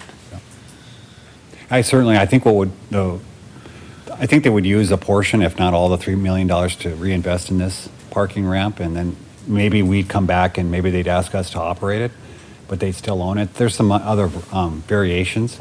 And what we tried to work on is trying to get it done for a reasonable cost and have still some funds left over for the county to do other projects. I think it's also the ongoing maintenance that is, $325,000 a year is actual money that they're trying to avoid. But if we could put it as to part of our parking system and figure out how to make the model work so it's not actually costing us $325,000 a year, then probably it makes sense. We are trying to do the greater good. There is risk in this. It's more stress and work and all this, but I think as part of the greater good, as we hear, Mayor hears on the radio, we want all these local government entities working together to try to save the taxpayers' funds, and this is one case where we are trying to do that for the greater good. Any other comments? I think keep negotiating, I assume. Yeah? Okay. And you're looking for green lights? Maybe just a green based light on to these keep working at that. parameters? Could be a motion, and I'll say we had a motion to keep working on it. I'll make a motion for green light on these stated parameters. Moved by Vice President Weber, second by Lunsky. Any other comments? Hearing none, all those in favor signify by saying aye. Aye. Opposed, same sign. Motion carries unanimously. Thank you, Mr. Weber, Ms. Lunsky, Mr. Phelan. Item 3.6, Public Health Department relocation to Franklin on 4th, and Police Department Building Master Planning Process updates. Mr. Phelan. Thank you. We've been, this is another story of trying to look at what we've done over the last almost going on 25 years and try to find a good way forward for the next 25 years. So we've been working with Franklin on 4th developers, and Mr. Miscavige is here along with Mr. Carlson as half of the developer regarding the Franklin on 4th building as right across the street. And our public health director, Ms. Tess Wall, has been working on that. We've also been working with our police department and PSAP about some of their space needs, and so I'm just going to go through a few things that we're working on above and beyond this particular. There's an agreement, a reciprocal agreement that's contained as an attachment. So in 2000, what happened post-flood is the public health department moved into the 3rd floor on one of the wings of the public health department that many of us been up there. And then the sheriff's office moved into the 2nd floor of the police department building. It was kind of a like-kind swap. And that agreement from 2000, here we are in 2024, that served us well for the last 24 years. Under this proposed plan, we would, at the same time as the county is working on a space utilization study. So they've made investments in the county correctional facility. They're going to make some investments in juvenile detention. They're doing some work in the county courthouse. And so, but they have space issues with the prosecutor's office, state's attorney's office, and also with the sheriff's office. So we're trying to do as much as we can to allow them as maximum flexibility as possible. So by moving the public health department to Franklin on 4th, and this would be on University Avenue, and as I described in the report, this is University Avenue facing University Avenue to our surface parking lot. This would be the customer service, client service entry into the building right here. And then above that, right on the corner, would be the 2nd floor office space. That would have our public health department, health and nutrition, environmental health, that would be contained here. And our, mosquito control is out in the industrial park. Our sobering center is still going to remain where it is. So this would be a way to remove 10,000 square feet from where we are in the county building and move our public health department to a strategic location near City Hall, near the Hive. And under this floor plan, we could share some of the resources, whether it's meeting rooms, training rooms, all those sorts of things, and we would be there. The other thing we looked at is, if we were to move forward with that, also looking at the police department. So the PSAP moved in 2010. So we added on to the police department building in 2010. That was a council member Kroon project, if you recall that back in the day. Prior to that, in 2008, we built the public safety center out in the industrial park in 2008. And then I think around 2005, we moved municipal court, and we included that as part of the initial phase of the county correctional facility. So we've done a lot of partnering over the last 20 years, and then most recently in 2023, we worked with the county and had emergency management move out of the basement of the police department and move over to the county building because they had ample space for them. And that allowed us on the basement of the police department to move forward with additional evidence storage and administration. So that's kind of worked out. So now we're really at the heart of the matter. We've talked to the county in 2020 that we need to come up with a 5-year action plan, and we're 4 years into a 5-year plan. And so one of the additional requests is that we can go forward with master planning so that we can start looking in 2024 to move forward in 25 and 26 for our police department, to move into that second floor for additional space, and also find additional space for PSAP. Because with all those moves right there will be the lowest cost alternative that we can come up with. We just talked about what something new costs, new buildings, new parking ramps. This is the best way for us to add space for the next 20 to 30 years without trying to build something new. Also freeing up space for the county so that they have additional space. So in their county buildings, for whether it's in the courthouse or with the sheriff or however that works for them, that we've freed up some space as we move forward. So that was really the intent as we moved forward. And the other thing I want to point out is, really city councils over the last, 15 years, one place you've really invested is in public safety. So if you look at the fire department, we added the training facility. You've added 13 firefighters from the 5th fire station, also with a training officer. You've added 4 PSAP operators over the last 10 to 15 years. And then 16 police officers, sworn police officers, we've added over the last 15 years. So, and we did that to meet the call demand. And it is dramatic when I asked Shannon LaHaye of our PSAP department how much calls have gone up. So even though we've added all those resources, if you look in 2010, we had 64,000 calls to PSAP. In 2022, we had 111,000. And of that total, police department had 39,000 in 2010. In 2022, they had 54,000. And then fire department in 2010 had 3,680. And then in 2022, they had 6,653. So we've seen, not only have we strategically expanded our personnel, but we've done that to meet the needs of our community and all that's going on with our growth and development and some of the challenges that we're seeing in our community. So we have added positions in PSAP, fire, and police, but we've done it the right way. So really, this is the next step of how do we get them to move forward in a real logical place, and I think this gives us 20 years. I think if you ask PSAP, they would like to have a standalone facility away from the downtown and the rail and all that sort of thing. And I think right now, in the immediate future, in the interim, we can't afford that because there'd be a lot of investment to move that PSAP just because of all the technology and the wiring that's in that facility. But I think in the future, if you want to look longer term, there's Gary Lorenz, our fire chief, has been in front of you, maybe relocating the fire station that's out in the industrial park, maybe moving that to 42nd.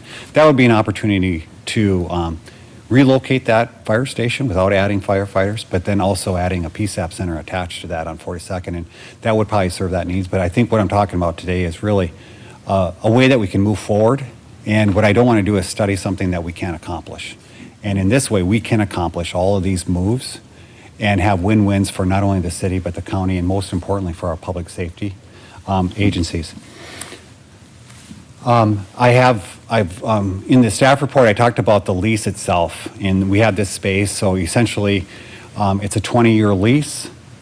with 3 10-year additions to it, so a 50-year lease. We've asked for $20 per square foot to start with, and we've asked the developer to hold that for 5 years, and they've agreed to do that. And then every year 6 on, we'd work on some sort of economic indicator about what inflation has done and that sort of thing. For the first 20 years, the CAM, or the overhead charges of the building, would be likely between $1 and $3.50 on top of that 20 dollars, but it should be pretty low. And so what the developers have said when they estimate it, it's probably going to be closer to $1 additional than the $3.50 as we move forward. They've also, as part of the development, we asked for the developer, what are the fit-up costs for us to fit up that space? And they've estimated it's about $1.3 million. They're willing, as part of the agreement, to provide a $25 per square foot credit. And so that's about $250,000. And so really the overall cost to move, fit up that space is about a little over $1 million. Ms. Wall has looked at, and her team have looked at, what are additional things that we need to do from a soft cost, like furniture and IT and all those sorts of things. And I've said that it looks like furniture costs is between $300,000 to $500,000. And we have some miscellaneous costs, about $35,000 for IT and those sorts of things. So I think all told, we could probably have public health move into that facility for about $1.5 million. We would have that ongoing cost of paying for that lease. And so assuming it's a $20 per square foot, and assume it's another $2 for the CAM, it's going to be $22 times the 10,000 square feet. So it's a little over $200,000 to do that as we move forward. That would be part of our cost. Those are the numbers that I can remember off the top of my head right now. And so those are, and I'm not asking you to approve the lease agreement. Mr. Gosted has not driven into that, but I asked the developers, kind of show us a pro forma so I can talk to the council about, here will be the general parameters that I think the council would want to know about: costs, length of term, what it's going to cost us up front to move forward. And I think similar, when we move forward with the PSAP Center, that cost about $2.1 million to add that addition onto it. And how we funded that is that we had fees related to 911 fees. And what we did is that we took an internal loan from the Waterworks Fund to pay for that $2.1 million up front. And then over the last 13 years, they've paid back that internal loan. And so 2023 was the last year that they repaid the Waterworks Fund. In talking with Maureen, how would we pay for this $1.5 million upfront? We would look to our one-time funds. We've really had some really great revenue years as we're trying to grow and develop the city. We've moderated our expenses along the way.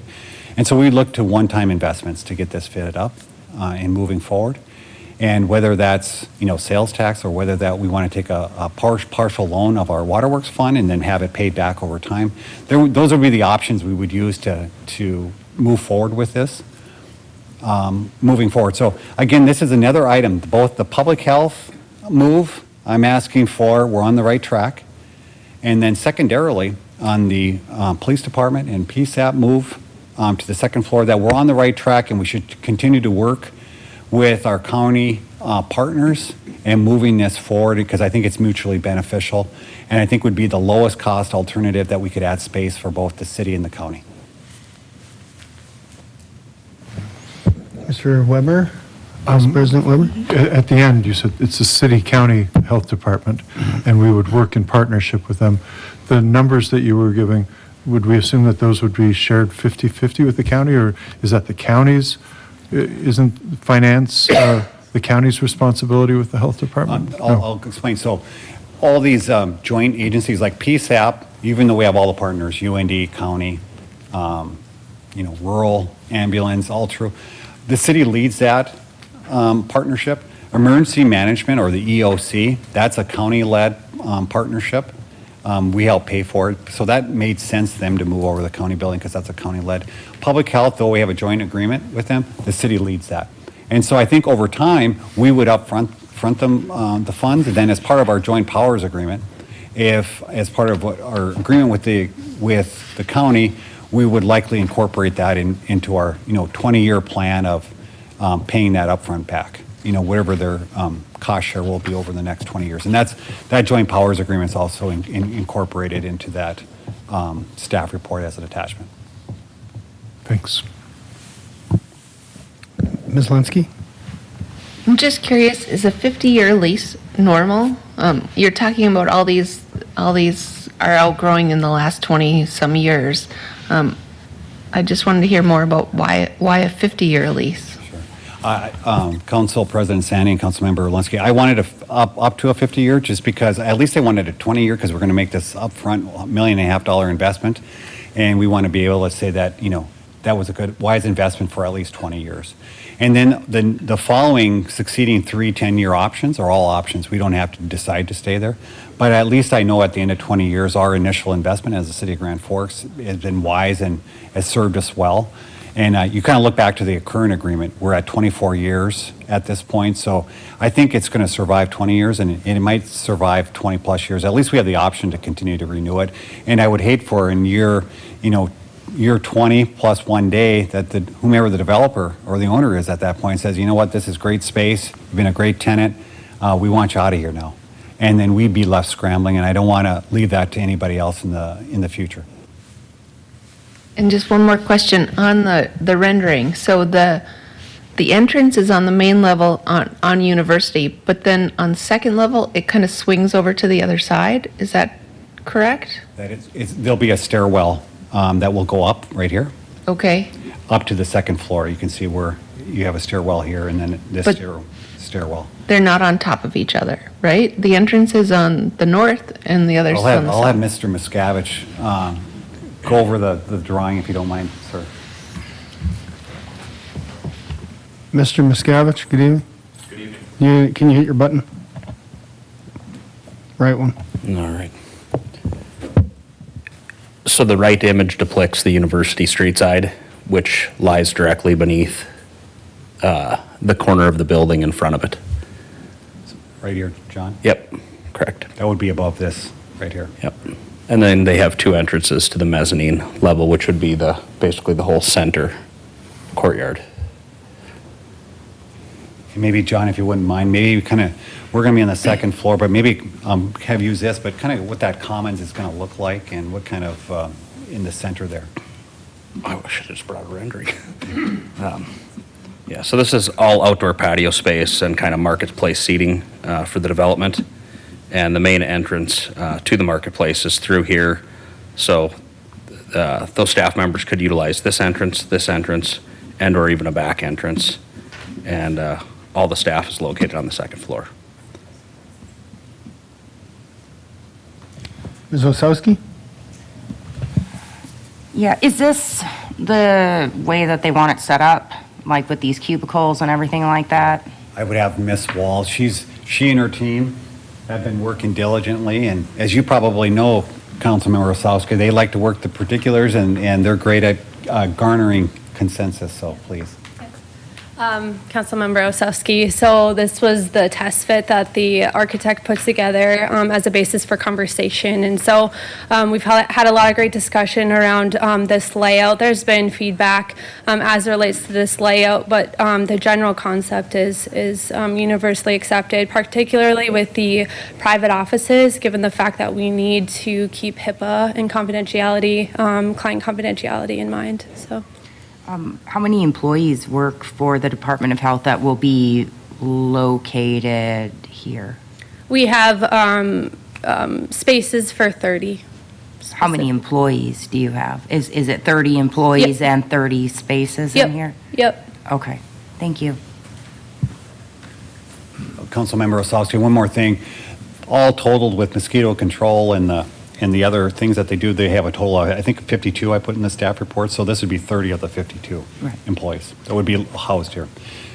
Thank you. The other thing I forgot to say is that you see Craftwell. Craftwell right now is the architect for the building, and so we've worked with them as part of this master planning.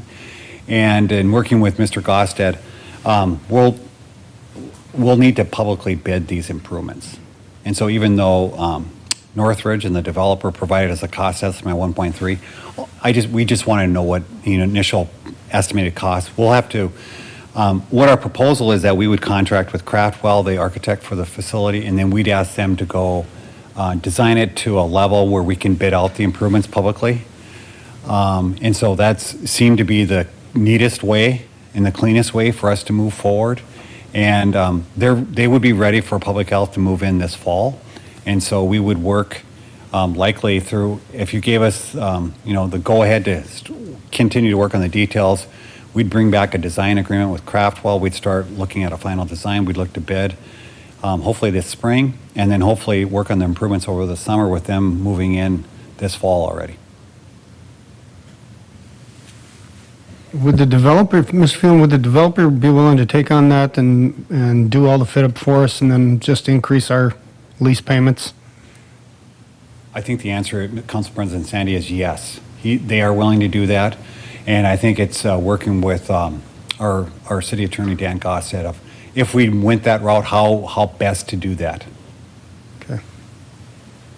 We kind of went through that with the Beacon by Epic, where we're going to own the facility, and there was questions about costs and how they were bidding. And so we'd have to set up some sort of structure in a similar vein that if we're going to take over this space, how are they going to bid it so we ensure that we're paying appropriate costs. But I think there'd be a way forward that Mr. Gostick could work with us on. Further questions? Please? Oh, yeah, Mr. Weigel? Mr. Phelan, you talked about PSAP and possibly relocating at a later time. Do you think it'd be best to maybe look at some of that study now, maybe with the fire department? I know costs are only going up, and maybe we can get something better if we look at it all at the same time instead of some now and some later. Council President Sandy and Council Member Weigel, I think that's a very good idea. I did speak with PSAP Director Shannon LaHaze, and she said there's been a motion and move forward from the PSAP authority to move forward with a long-term plan with a request for qualifications. I just asked her to just pause for 1 second because maybe we can, I would like to incorporate this interim plan with the police department and PSAP as part of looking at the grand plan and as we move forward. So that would be one of the things that I know it was thought of, let's have a standalone building, a new building, perhaps on 42nd Corridor or somewhere around there.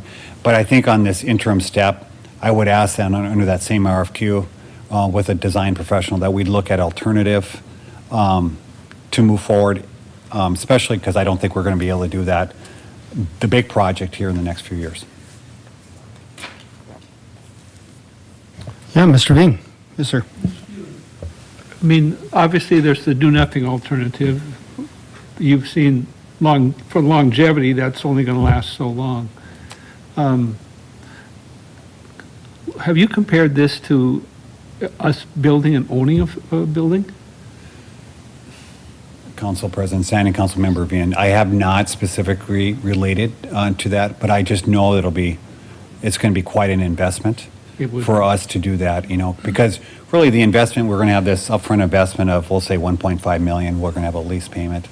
We're going to have to likely look at our police department. There's lots of things on the first floor of in the basement of the police department. And then if we have the second floor, there's probably some things that would make sense should move to the second floor, and maybe that's changes some things on the first floor or the main floor of the building. So I think even with the retrofit of the police department building, we're going to have some additional costs because we're going to, similar to, fitting up the public health space, we're going to have to probably change some things of how it looks. But that's going to be a lot less expensive than having to build a new building on a new property. And I think this is the best way for us to get to a positive end sooner rather than later in an affordable way. I was just thinking because then we'll have 30 to 50 year of lease payments. And how does that look from an economic comparison of alternatives? That's all I was thinking. Yeah. I think the other thing we like about public health being that it's still downtown, still serving their clients and their customers, but it's also close to this City Hall and the Hive. Well, I think the location is great, right? So what do you want from us, Mr. Phelan? I have a motion. I'm requesting that motion, and it's a little bit of a lighter motion. It's to the motion reads: receive update on public health department relocation plan to office space at Franklin and 4th. Authorize city administration to finalize a lease subject to final review and approval of the city attorney and city council. And then also receive update on the police department building and authorize city administration to move forward with police department building master planning process subject to final review and approval of the city council. that's what I'm asking for this evening. So all of those items are going to come back to us at some point in the future, and we'll have to approve them. Yeah. I keep thinking that this is much more beneficial for the county, but it's really not. I think there are a lot of pluses in this for us as well. Not only is it nice new facilities for public health and a street presence, which is good for them, but it clears out, it gets the sheriff's department out of the police department and gives us the ability to actually start utilizing our space better. So I think it's probably a pretty good win-win for both of the city and the county. So, anyone else? Yes, Ms. Osowski? You want to make that motion? Is there a second? Second by Lunsky, thank you. Any other comments? Hearing none, all those in favor signify by saying aye. Aye. Pose same sign. Motion carries unanimously. Thank you, Mr. Phelan. That was a good overview. Appreciate that. Item 3.7, proposed enhancements to the area of the Greenway between 47th and 62nd Avenue South. Mr. Phelan. Council President Sandy, and I want to remark that Melanie Parvey, our Waterworks Director, and Kim Greendahl, our Greenway Specialists, are here too. So they're the ones that have been working on this. And so lesson learned from the snowmobile route issue is, as you recall, this Shady Ridge area was one of the hot points in a negative way for the snowmobile route. Is that, trying to incorporate them into the snowmobile route was really challenging, and I dare say they weren't big fans of it at all. And so what we've been doing is lessons learned on that, and I'm really thankful for Kim and all her great work she's been doing, and overall her, probably a couple of decades of work here at the City on the Greenway. Melanie's work. Melanie was one of the originators of managing the Greenway. So what we thought in this area, and there's pictures and there's commentary that this area was annexed into the city in 2014. As you recall, I think Council President Sandy and Vice President Weber, you were here, that we had a long-term annexation agreement. 2014 occurred, and then we annexed it. But prior to that, we have a levee, and a lot of these homes are on the wet side of the levee. And so the Greenway did not extend this far. Certainly, we have a drainway in the back of the Shady Ridge area to the river regarding one of our flood pumping stations along the south end drainway. So it wasn't done. So a lot of the photos are juveniles, kids are playing down there. There's been some frustration about, cleaning the area up.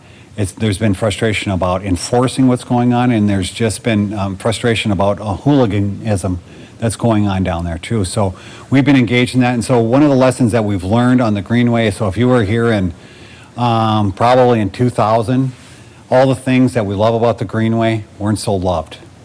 So it's pretty satisfying to be here in 2024. All the fears that people had really went away, like no one's going to use it.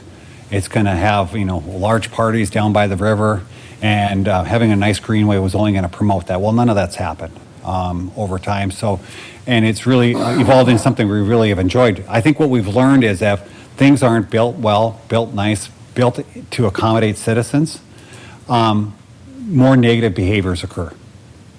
And that's what we've seen along the way. But when I look at the survey, it's really split. I think they're proud of where they're at in that Shady Ridge area. They're concerned because they already have bought their house. They have the situation the way it is, and they're concerned about any change that occur. And the other thing, if you read, is some people are saying, well, I'll go ahead and put a trail down there or do this, that, and the other.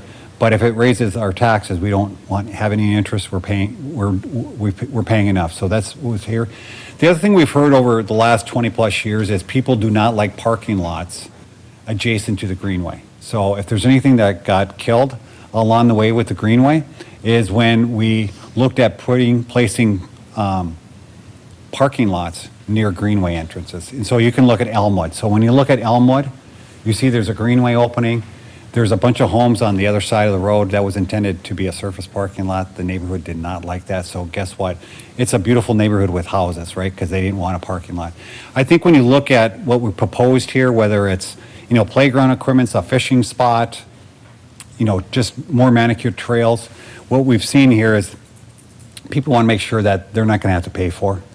Number two is they don't want a parking lot on the dry side of the levee for people to then walk across and move forward. They don't want an up and over the levee too, for people to do that. They're concerned about all of that, and that's been one of the things that we've heard from day one on the Greenway, and we're hearing that again as we move forward. So really what we're here today is Kim's done a lot of the work.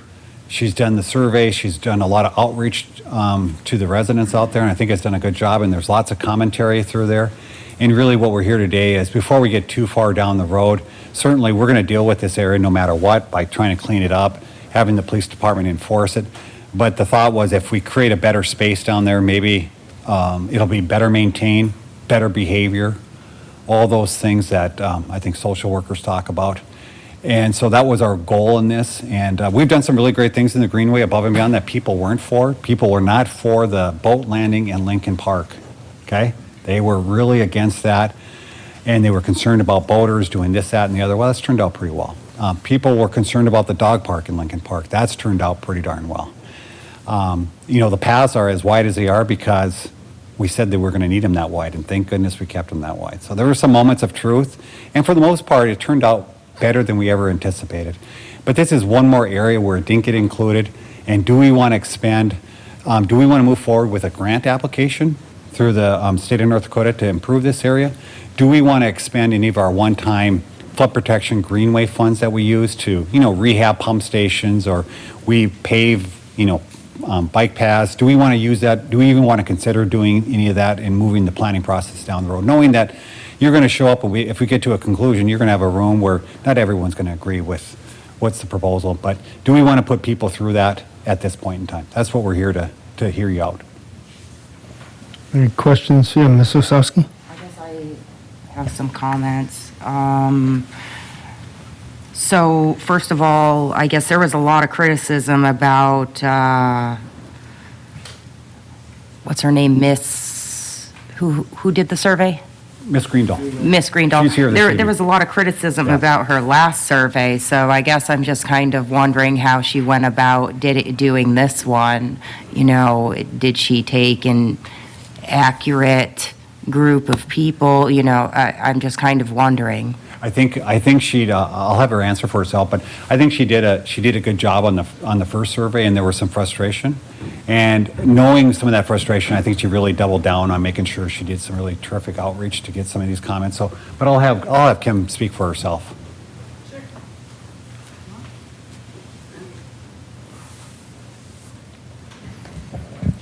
Good evening, Ms. Greendahl. Good evening. Councilman Sandy, Councilwoman Osowski. The way I did this one was, it was a closed survey and only available to the people who lived adjacent to the area that we were looking at. So 179 surveys went out. They got a postcard that took them to a website that they needed to go in, log in. I required their name this time. And then about 2 weeks later, I sent out another postcard reminding people. I got 58 responses. I did also allow for 2 or more surveys to come from an address. I've been married long enough to know that my husband and I don't always agree, so I wanted people to be able to put in their response even if they didn't agree with their spouse. So how many different households actually responded then? I believe it was like 54. Okay. I'd have to look it up, but that was kind of what I found. All right. Thank you. I appreciate you getting their names this time. At least then there won't be any question about whether they're residents or not. So, Absolutely. Yeah. I guess another question that I have is, has there ever been any thought into redoing like the boat launch that we have on the north side with the Greenway? I know that that's kind of not pretty either. Maybe we should work on maintaining what we have. I mean, yeah, some of the photos look kind of garbagey that you put in here about the south end. And so I think we should take care of that. But before we, go spending a bunch of money on paths and a fishing overlook, should we maybe fix up some of the other things that we have too? And actually, I can certainly send this information out. We have been looking at, we have some anglers who have requested some improvements, and we did receive funding to extend the ramp out. We've just been waiting for the water to go down low enough and still not impact their season. It is short, but we could certainly take a look at those kinds of things. Yeah, I've There's- had multiple calls about the boat launch. I think it's the only one really over there, right? Do we have another boat launch on the Greenway? We do. We have 4, 2 in Grand Forks, 2 in East Grand Forks. One is that north one over by the Riverside Dam. The second one is Lincoln Drive Park, as Todd had mentioned earlier. And then in East Grand Forks, they have the downtown ramps, which are being redone in the next 2 years and expanded. And then there's one on the Red Lake River. But I would love to hear what improvements they'd like to see. Yeah. Okay.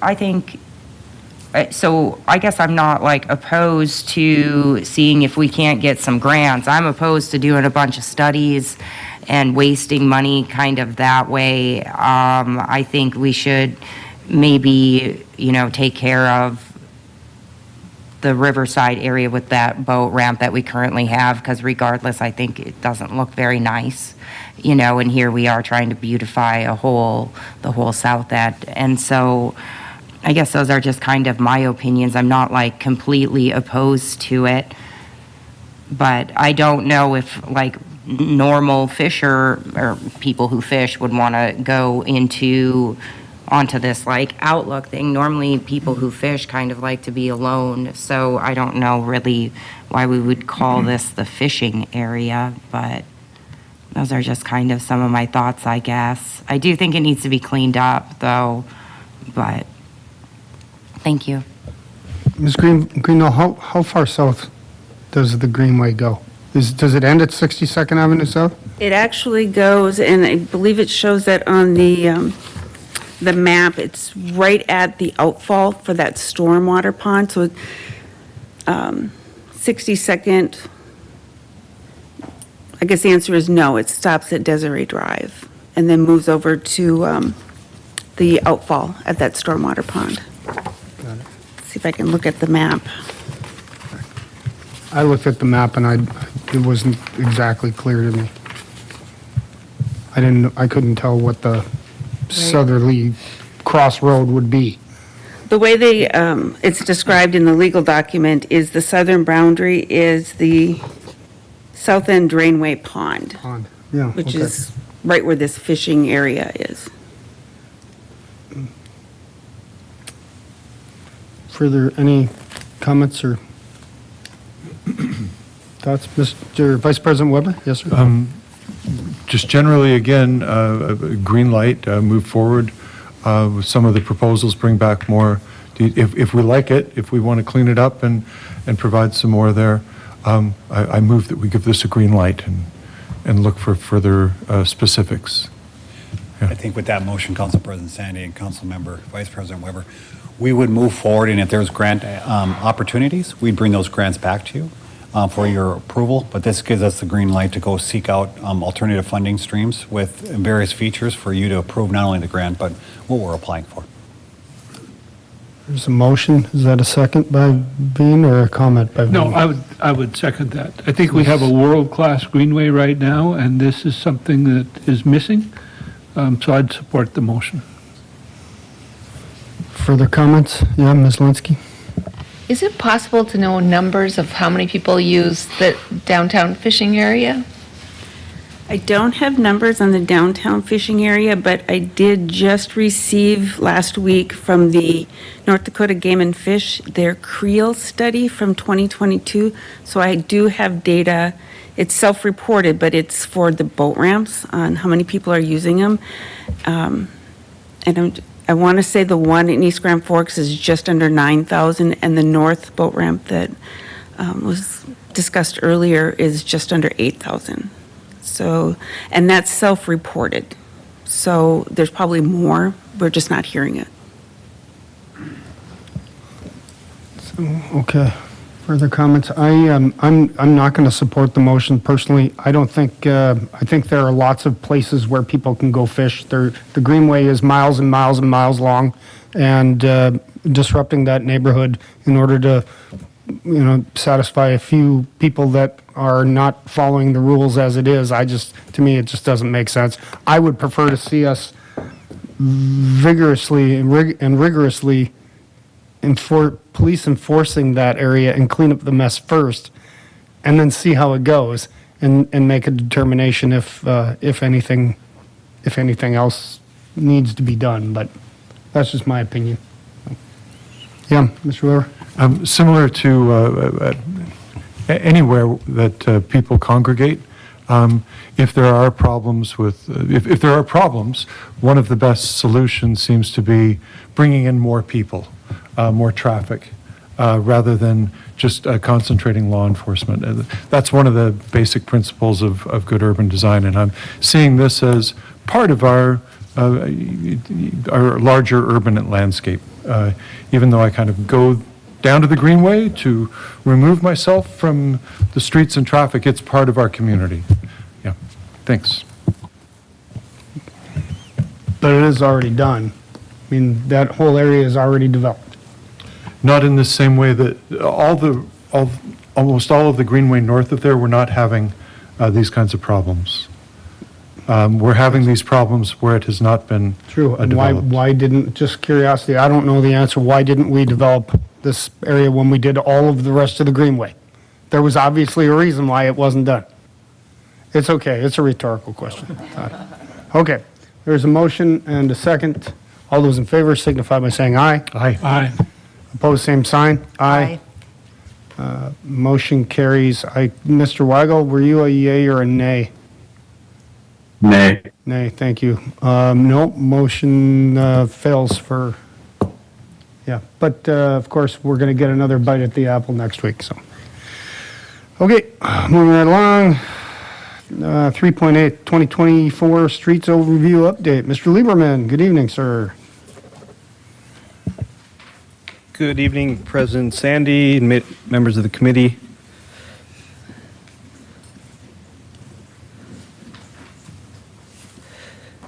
This presentation tonight is for information only. This is our annual presentation, and kind of a sneak peek into the projects that the engineering department is going to be bringing and accomplishing in the city in 2024. Before I get started, we had a fantastic year in 2023. We had budgeted and executed about $17 million from Fund 4815. In 2024, we're looking at being able to do even more than that around the city, about $19 million. We rely on a number of different sources of funding, whether it's Prairie Dog funding, partnerships with federal and state, some of the enterprise funding contributes, but one of the keystones is that 0.5% sales tax that the city voted for in 2018. That is really what's making a lot of these projects possible. So these projects, we have 4 different categories, and I'll briefly go through these and kind of walk you through the map as to what we're looking at in 24. The first category is new development. So this year we began work in Grand Valley development. A lot of the trunk line infrastructure was installed. In 24, we'll be building out the rest of that development for complete build-out. On the north side of town, Corinta-Lem continues in the design process. We'll also be installing sanitary and storm outfall in the Highway 81 area. And down on the southwest corner, where I've highlighted with the cursor, South 44th Street will be extended basically to support the Exchange Warehouse as that lot's constructed this coming year. So that constitutes the new development portion of our program for 2024. The next category is partner programs. So we have some continuation work from 23. Obviously, we milled and overlaid 32nd Avenue this year, the asphalt portions of that. We'll be continuing with a chip seal over that asphalt in addition to concrete panel replacement along 32nd. So there's some expected construction there this coming year. Additionally, the traffic signals, I know we got a lot of phone calls about traffic signals and the impact to the public. We're going to be continuing some of that work, making some improvements with using temporary traffic signals to make traffic flow a little smoother. But on your map there, you'll see little purple donut symbols. Those are the urban traffic signals. We got a lot of those accomplished this year, but we have 3 more remaining that will finish in '24. The yellow diamond symbols, that's actually our regional traffic signal program. That's going to be accomplished in '24. It's the same type work. We're either rehabbing existing traffic signals or we're putting in all new traffic poles, traffic arms and signals. So we're looking at that along Gateway Avenue, Washington, and Demers, the major thoroughfares. So, there will be some impact. We expect there'll be some phone calls with people with questions and concerns, and we'll continue to work through that and make sure we minimize the impact to the public. Some of the other federal partnership programs on Columbia Road, the overpass just south of UND's campus, we'll begin work on that later in '24. We're not going to have any closures in '24. We anticipate that that overpass is going to stay open, but in '25, that portion of the work, 2-year program, that portion of work will probably result in a closure. Similarly, the Washington underpass that I've highlighted there, that's a 2-year project. We're anticipating the same thing. We'll maintain one-way each direction in '24 as we construct that. And just down the road at Belmont and 5th, we'll be constructing a mini roundabout. So that will be a complete closure there. So those 3 projects I kind of listed in order because they're all avenues for traffic to go north-south across the BNSF rail yard, and they're all kind of happening simultaneously. So we're very cognizant that there could be some public interest in, traffic impacts, and we'll obviously do our best to ensure that traffic is able to flow and there's not inordinate amount of impact to traffic.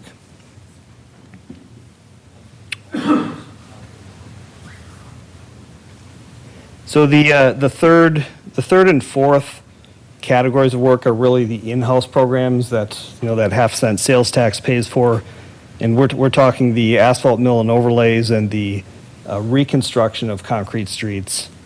For the reconstruction, we look at both classified roadways where there's high volume, a lot of impact to a lot of vehicles, but we also look at some of those roads that are in residential neighborhoods or industrial parks where maybe out of sight, out of mind, but the pavements are just so far gone that we need to address them through a reconstruct. So the major reconstruct on the classified roadways is on the southeast corner of town, 40th Avenue South from Cherry to Belmont. And on the local roads, we're looking at Knights Circle, which is right off Columbia in the center of town. We're also looking at a short stretch of Walnut Street right by the police department, about a block and a half or 2 blocks there. We're also looking at 10th Avenue North, right up off Washington. There's about a block and a half stretch there. And over in the industrial park in the west-hand side, 10th Avenue South, there's about a 3 or 4 block stretch near Lineage Logistics and 48th Street that is in very, very poor shape. So those are the planned reconstructs on the concrete pavements. The final category is our asphalt mill and overlay. Now, typically, the city invests anywhere from maybe $1 million a year to $1.5 million a year in asphalt mill and overlay. This year, we're proposing $4.5 million, so a significant increase.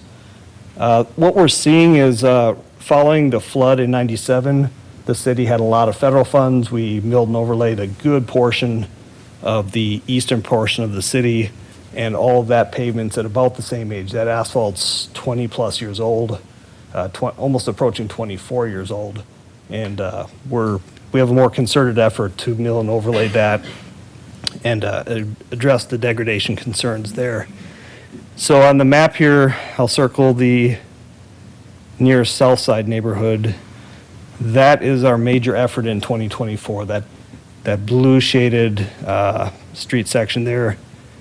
In addition to on 17th Avenue from Washington to 20th Street, that stretch of classified roadways, it's asphalt over concrete, it's in very poor shape. We'd actually prefer to reconstruct that, but just given budgetary constraints, that asphalt's probably not going to hold out another year, and it really needs some work. So we're recommending an asphalt mill and overlay. In addition to those four categories, we have a couple other projects. There is a water main replacement on 20th Street that's proposed. It's from 17th Avenue north about 5 blocks. We like to do that just to get rid of the degrading cast iron pipe and replace it before it fails excessively.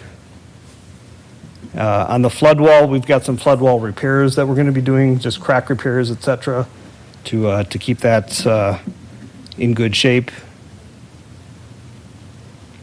And I think that just about covers the major projects. You'll see other symbols here. The sidewalk requests are little green stars, and there's little orange stop sign shapes that are our ADA ramps. That's routine work that we do that's been requested by residents, or we've identified it. This is just a sampling of what we've identified so far, but throughout the winter, we'll identify further sidewalks and ADA ramps that we'll bring to council for approval. So that's kind of a quick overview, maybe a little bit fast, but I'll open it up to questions, and hopefully you'll see many of these projects, some of these tonight, a couple of them you've already seen, but there's going to be a flurry of staff reports over the next 2-3 months supporting all this work. Thank you, Mr. Lieberman. Ms. Lunsky, questions? I'm just trying to place everything. What does the red circle mean? The red or it's purple, depending on your screen, is actually the urban traffic signal rehab. You've seen a lot of that work occurring this summer. Well, there's one that's red. Like most of them are purple, but there's one that's red, maybe where the roundabout's going to be. Yes, that's correct. Yep. And then it says there's a traffic rehab 1 block south. I don't think there is a traffic light 1 block south. Just for clarification, Councilmember Lunsky is I'm circling that area. I just want to make sure we're talking about the same area there. Yes. Yeah, so there's a traffic signal. My understanding is we did complete that this year. And then there's the roundabout itself, which is south at Division and Division, Belmont, and 5th Street is where the roundabout will be constructed. Okay, thank you. Further comments or questions? Mr. Lieberman, when are we doing the left turn lanes on 32nd Avenue South? I thought we were planning on realigning the left turn lanes, specifically like 34th, not this summer, in the coming years? Not this summer, correct. I'm not sure, but Dave, do you want to? That's okay, it's still in the plan, is it not? I believe that the left turn lane realignments, you're talking the eastbound and westbound left turn lanes? Yes. Those were already taken care of, I want to say 2 years ago. They were taken care of 2 years ago. Well, I don't drive that often enough. Okay, very good. Yep, that was Sounds all good. part of that left turn lane. That's realignment. why you look confused. It's done. Okay, very good. Mr. Lieberman, how easy is it to redirect funding? We've got all this planned for this year. Whether we have to build a high bridge or not, I'm guessing we're going to have to make some changes in the Phoenix area. How easy is it to redirect funds from other projects to, for example, fixing 4th? That's a challenging question because in some sense it can be very easy. In some senses, looking at the long-term CIP, it can be very challenging. We have a lot of requirements, and when you look at our CIP and some of the commitments the city's made for certain years, sometimes we get boxed into we have to spend money in certain areas now or in a given year. Sure. That aspect can be challenging. All right. We are currently doing a traffic safety study for the Phoenix Elementary area. Whether we're building a new intercity bridge or not, there is going to be lots of traffic going by that school, no matter what. And so that, I still think that that's got to be a priority for us for this year, figuring out how we can make it, that corridor safer for those kids. Any other comments or? Thank you, Mr. Lieberman. Appreciate it. Good overview. Moving right along, 3.9 Create District Project 8739, District 778, paving streetlights on 44th Street from 36th Avenue South 2 plus 500 feet. Good evening. Thank you, President Sandy, members of the committee. The project that you have before you is the paving and streetlights project for South 44th Street.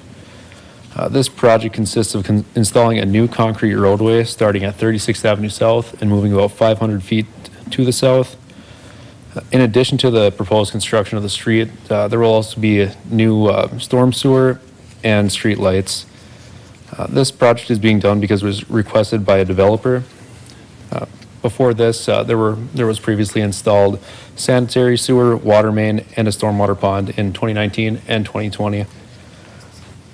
There's currently no improved road section in this area, so city policy is to assess this project 100% to the benefiting properties.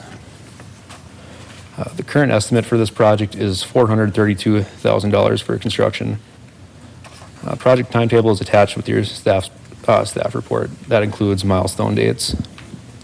With that, staff recommends to approve the engineer's report, create the special assessment district, and direct engineering to prepare plans and specifications for project number 8739, District 778, paving and streetlights for South 44th Street from 36th Avenue South to 500 feet south.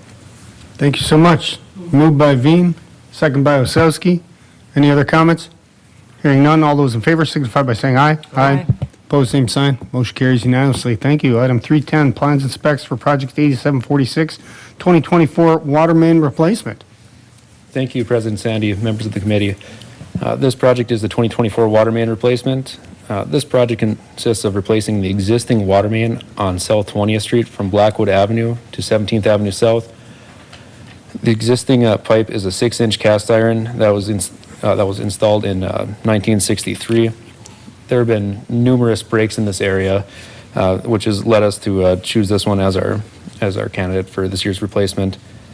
The existing main will be abandoned in place and a new 8-inch PVC main will be installed. Funding for this project will come from Fund 5300 Waterworks, where $600,000 is budgeted for this project in 2024. The current estimate for this project is $937,000, and a project timetable with milestone dates is attached with your staff report. With that, staff recommends to approve plans and specifications and direct engineering to advertise for construction bids for city project number 8746, 2024 water main replacement. Thank you. approval. Moved by Osowski, second by Weber. Thank you. Any comments? Hearing none, all those in favor signify by saying aye. Aye. Aye. Opposed, same sign. Motion carries unanimously. Thank you. Logan, item 311, plans and specs project 8747, 48, and 49. 2024 sanitary sewer, water main, storm sewer repairs. Mr. Lieberman. Thank you, President Sandy. This is a routine contract. We put this out for bid every year. It accomplishes annual maintenance and emergency repairs of water, sanitary sewer, storm sewer. It's paid for 100% by city enterprise funds. There's no special assessment. So we are requesting approval of plans and specifications and direction to advertise for bids. Move approval. Moved by Osowski, second by Veen. Any comments? Hearing none, all those in favor signify by saying aye. Aye. Aye. Opposed, same sign. Motion carries unanimously. Thank you. 312, Create District Project 8758, District 779, 2024 Mill and Overlay. Mr. Lieberman. Thank you again, President Sandy. This is the asphalt mill and overlay contract I mentioned earlier. There are 3 district maps attached to this staff report that we're requesting a creation of that district, along with approval of the engineer's reports and direction to prepare plans and specifications. Great. Moved by Weber, second by Osowski. Great project. Any comments? Hearing none, all those in favor signify by saying aye. Aye. Aye. Opposed, same sign. Motion carries unanimously. Thank you. Item 313, Create District Project 8788, District 780, reconstruct Walnut Street from South 5th to 1st Avenue South. Good evening. Good evening. Thank you, Council President Sandy and members of the committee. The project before you is a reconstruction of Walnut Street. This section is right behind the police station from South 5th Street to First Avenue South. We identified a lot of deficiencies in this section, including severe joint spalling, faulting, and cracking. We looked at a few different options for outside of just a full reconstruct, but the condition of the pavement and the rideability and the drainage out there kind of led us to reconstruction's the right option here. So current city policy is to fund 80% for the reconstruction of a local street. This city share is currently estimated at $386,000. And this will be funded from the Street and Infrastructure Fund, 4815. Move approval. Thank you, Mr. McGuire. Moved by Osowski. I'm sorry, go ahead. Staff recommended action for this Yeah, is right. to approve the engineer's report, create the special assessment district, and direct the engineering department to prepare plans and specs for project number 8788, district number 780, reconstruct Walnut Street, South 5th Street to First Avenue South. Thank you again. Yeah, I Mr. move McGuire. approval. Moved by Osowski, second by Weber. Further comments? Hearing none, all those in favor signify by saying aye. Aye. Opposed, same sign. Motion carries unanimously. Thank you, sir. Item 314, railroad crossing closure agreement with Burlington Northern Railway for alley crossing between University Avenue and 4th Avenue North for city project number 8819, railroad crossing improvements, University Avenue and the Mill Spur. Mr. Krenko, good evening. Thank you, President Sandy and members of the committee. It was quite a mouthful on the agenda item. I do apologize for that, but this has to do with the work that we've been doing with the North Dakota Department of Transportation as well as BNSF for that crossing at University Avenue there at the Mill Spur. We've been working on a number of improvements at this location, including some geometric improvements on the south side there. If you may recall, we ended up purchasing that property at 1002 University Avenue. We demolished it to improve sight lines. One of the things that BNSF has approached us on is the closure of this crossing, which is just north of that University Avenue crossing. This ends up going from a City of Grand Forks alleyway onto a BNSF-owned property. So they approached us with an interest in closing this crossing location. Historically, when it comes to railroad crossings, BNSF has always indicated to us that in order to get a new crossing, we pretty much need to close 2 locations. This seems like a pretty slam dunk opportunity for us to get a credit. And so as part of that agreement, we identified 2 crossing locations that are over near the intersection of Demers Avenue and North 55th Street. In the past, we previously attempted to get crossings for the shared use path to connect the shared use path that's on 55th down to Demers Avenue and then over to the industrial park. So with that, staff is recommending approving the grade crossing closure agreement with BNSF, directing staff to prepare the ordinance subject to city attorney review. And if any questions, I'd be more than willing to answer. So we're closing 2 or 1? We are looking at closing just the one crossing Okay. located at the alleyway. Okay, I move approval. So motion by Osowski, second by Weber. Mr. Krenko? There are already crossings, there are already railroad crossings at those locations that you've said you want to put in the bike shared use path, correct? That is correct. It's not like it's a new crossing, there are already crossings there. There's also crossing panels too, as on North 55th Street that we've brought up previously to BNSF. However, whenever we have requested to install a shared use path at those locations, they have always come back with looking at closures of other locations. Sure, I'm going to vote against this and suggest that we go back to Burlington Northern and say we want to swap. We'll take those 2 for this one, and that's a reasonable and fair trade. And part of the agreement, President Sandy, is that they'd be working with us on those 2 crossing locations. Right, but we're still only getting credit for 1, and we're trying to get 2 crossings, right? So which means we need to close 3 more. We're never going to get there. So again, I would suggest that our city attorney negotiate and our mayor and yourself and anyone else negotiate with Burlington Northern and let's get this done. That's my opinion. So I'm Can I gonna. change my motion? You're welcome to do anything you want. So, yeah, Mr. Veen. I concur with you. In fact, I had that discussion earlier today. How can we do that? Because we've tried on 55th for how many years? And it's, the sidewalk, you know, there's a crossing there and we just can't get it. What puts us in the best position to negotiate? That's what I wanted to know. And I think you are planning to, can you help answer that? How we will be put into the position for future negotiations? Well, part of the reason why we wanted to identify a crossing for this credit was because we didn't want it to fall between the cracks. We didn't want to get to needing a new crossing at some point in the future. And so we wanted to make sure we document it, and these two seem to be the most likely for a new crossing need. So having that documentation in there is probably the good first steps.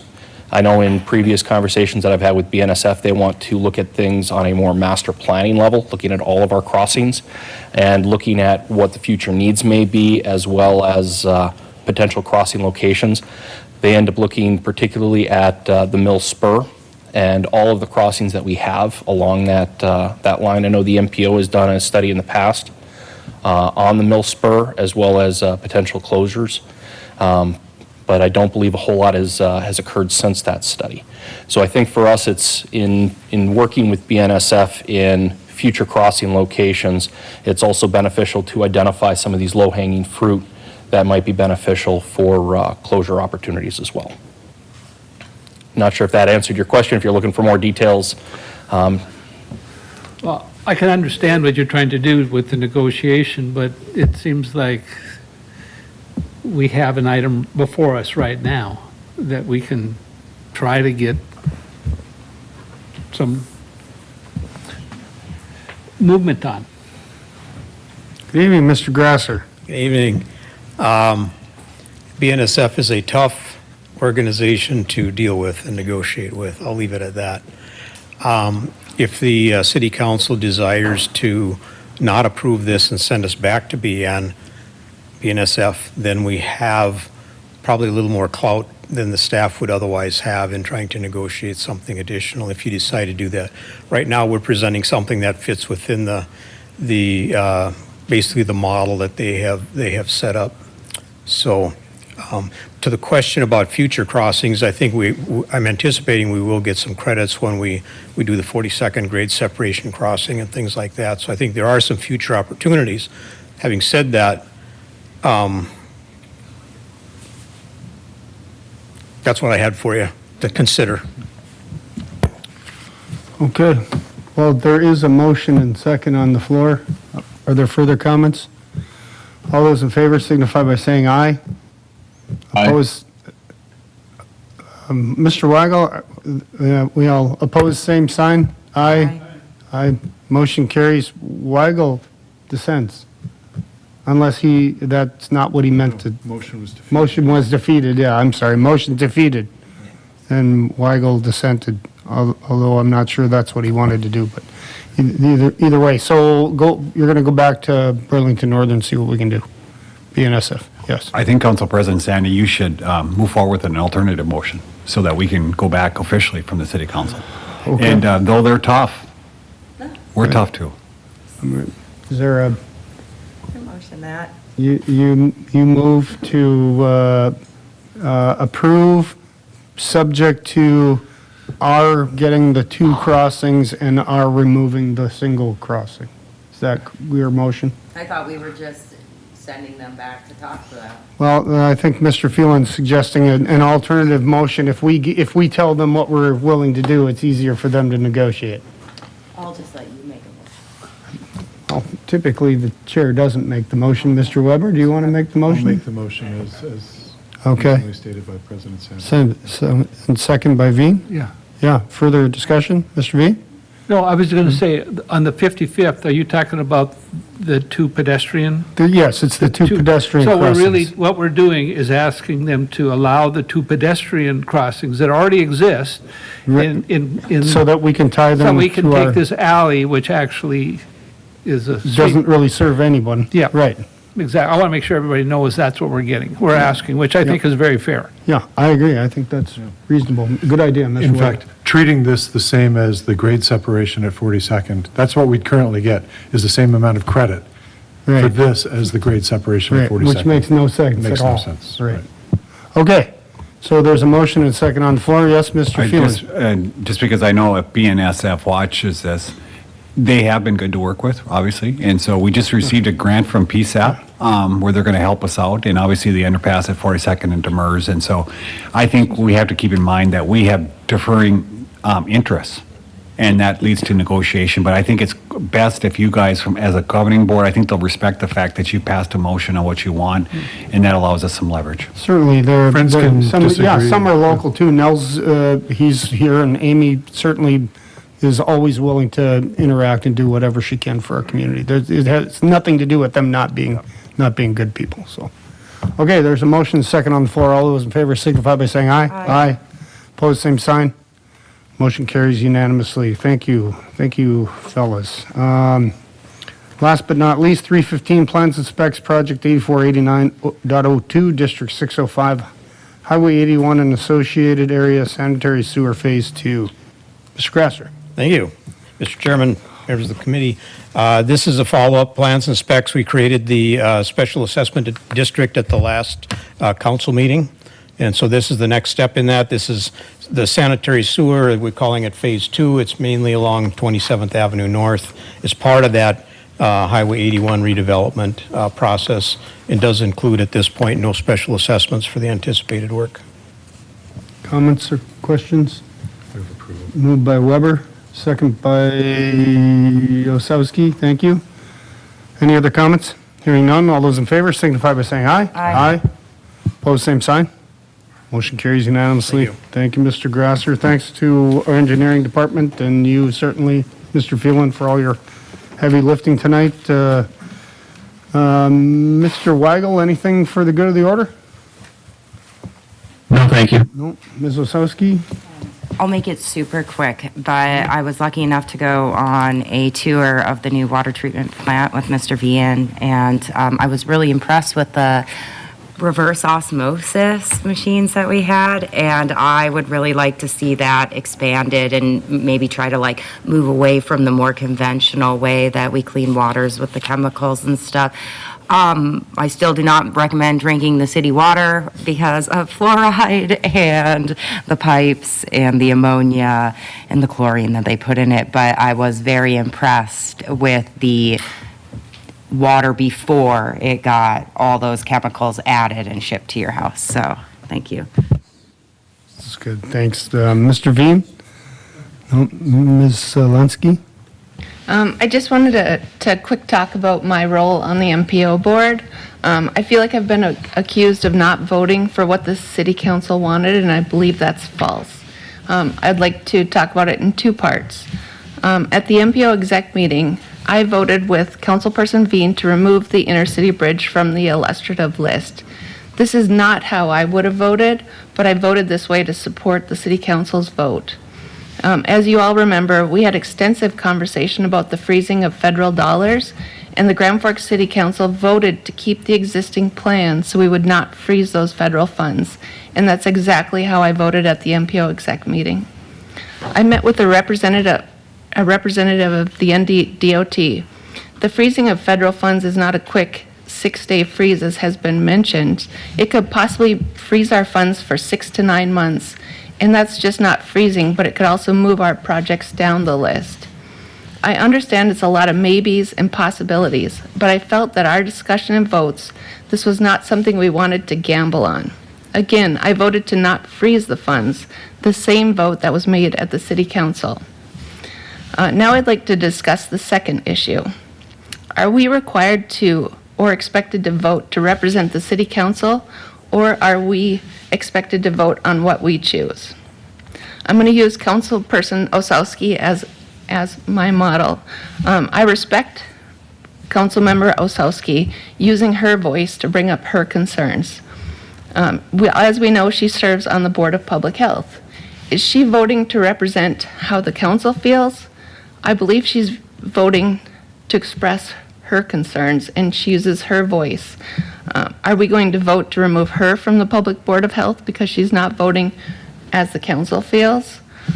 And I also feel, are we starting to critique each other and judge as how we spend each time on an issue? I was asked how much time we discussed this issue at the MPO. I believe every time a council person votes, are we going, okay, I'm going to start over with that time. Every time a council person votes, a vote is not liked by someone, are we now going to try to remove them from their board or their position? I believe this is a scary path we're going down. And I believe the only way to move forward about the intercity bridge is to have a citywide vote. But I do believe I voted to represent the city council. Thank you. Thank you, Ms. Lonsky. Vice President Weber? No, thank you. Excellent. Our first meeting in the new year. Happy New Year, everyone. Thank you. Appreciate it. And thanks to the staff for sticking around tonight. A lot of hard work today. Appreciate everything you guys do. I move adjournment. Motion by Osowski, second by Weber. All those in favor to adjourn, say aye. Aye. Opposed, same sign. We're adjourned. Thank you.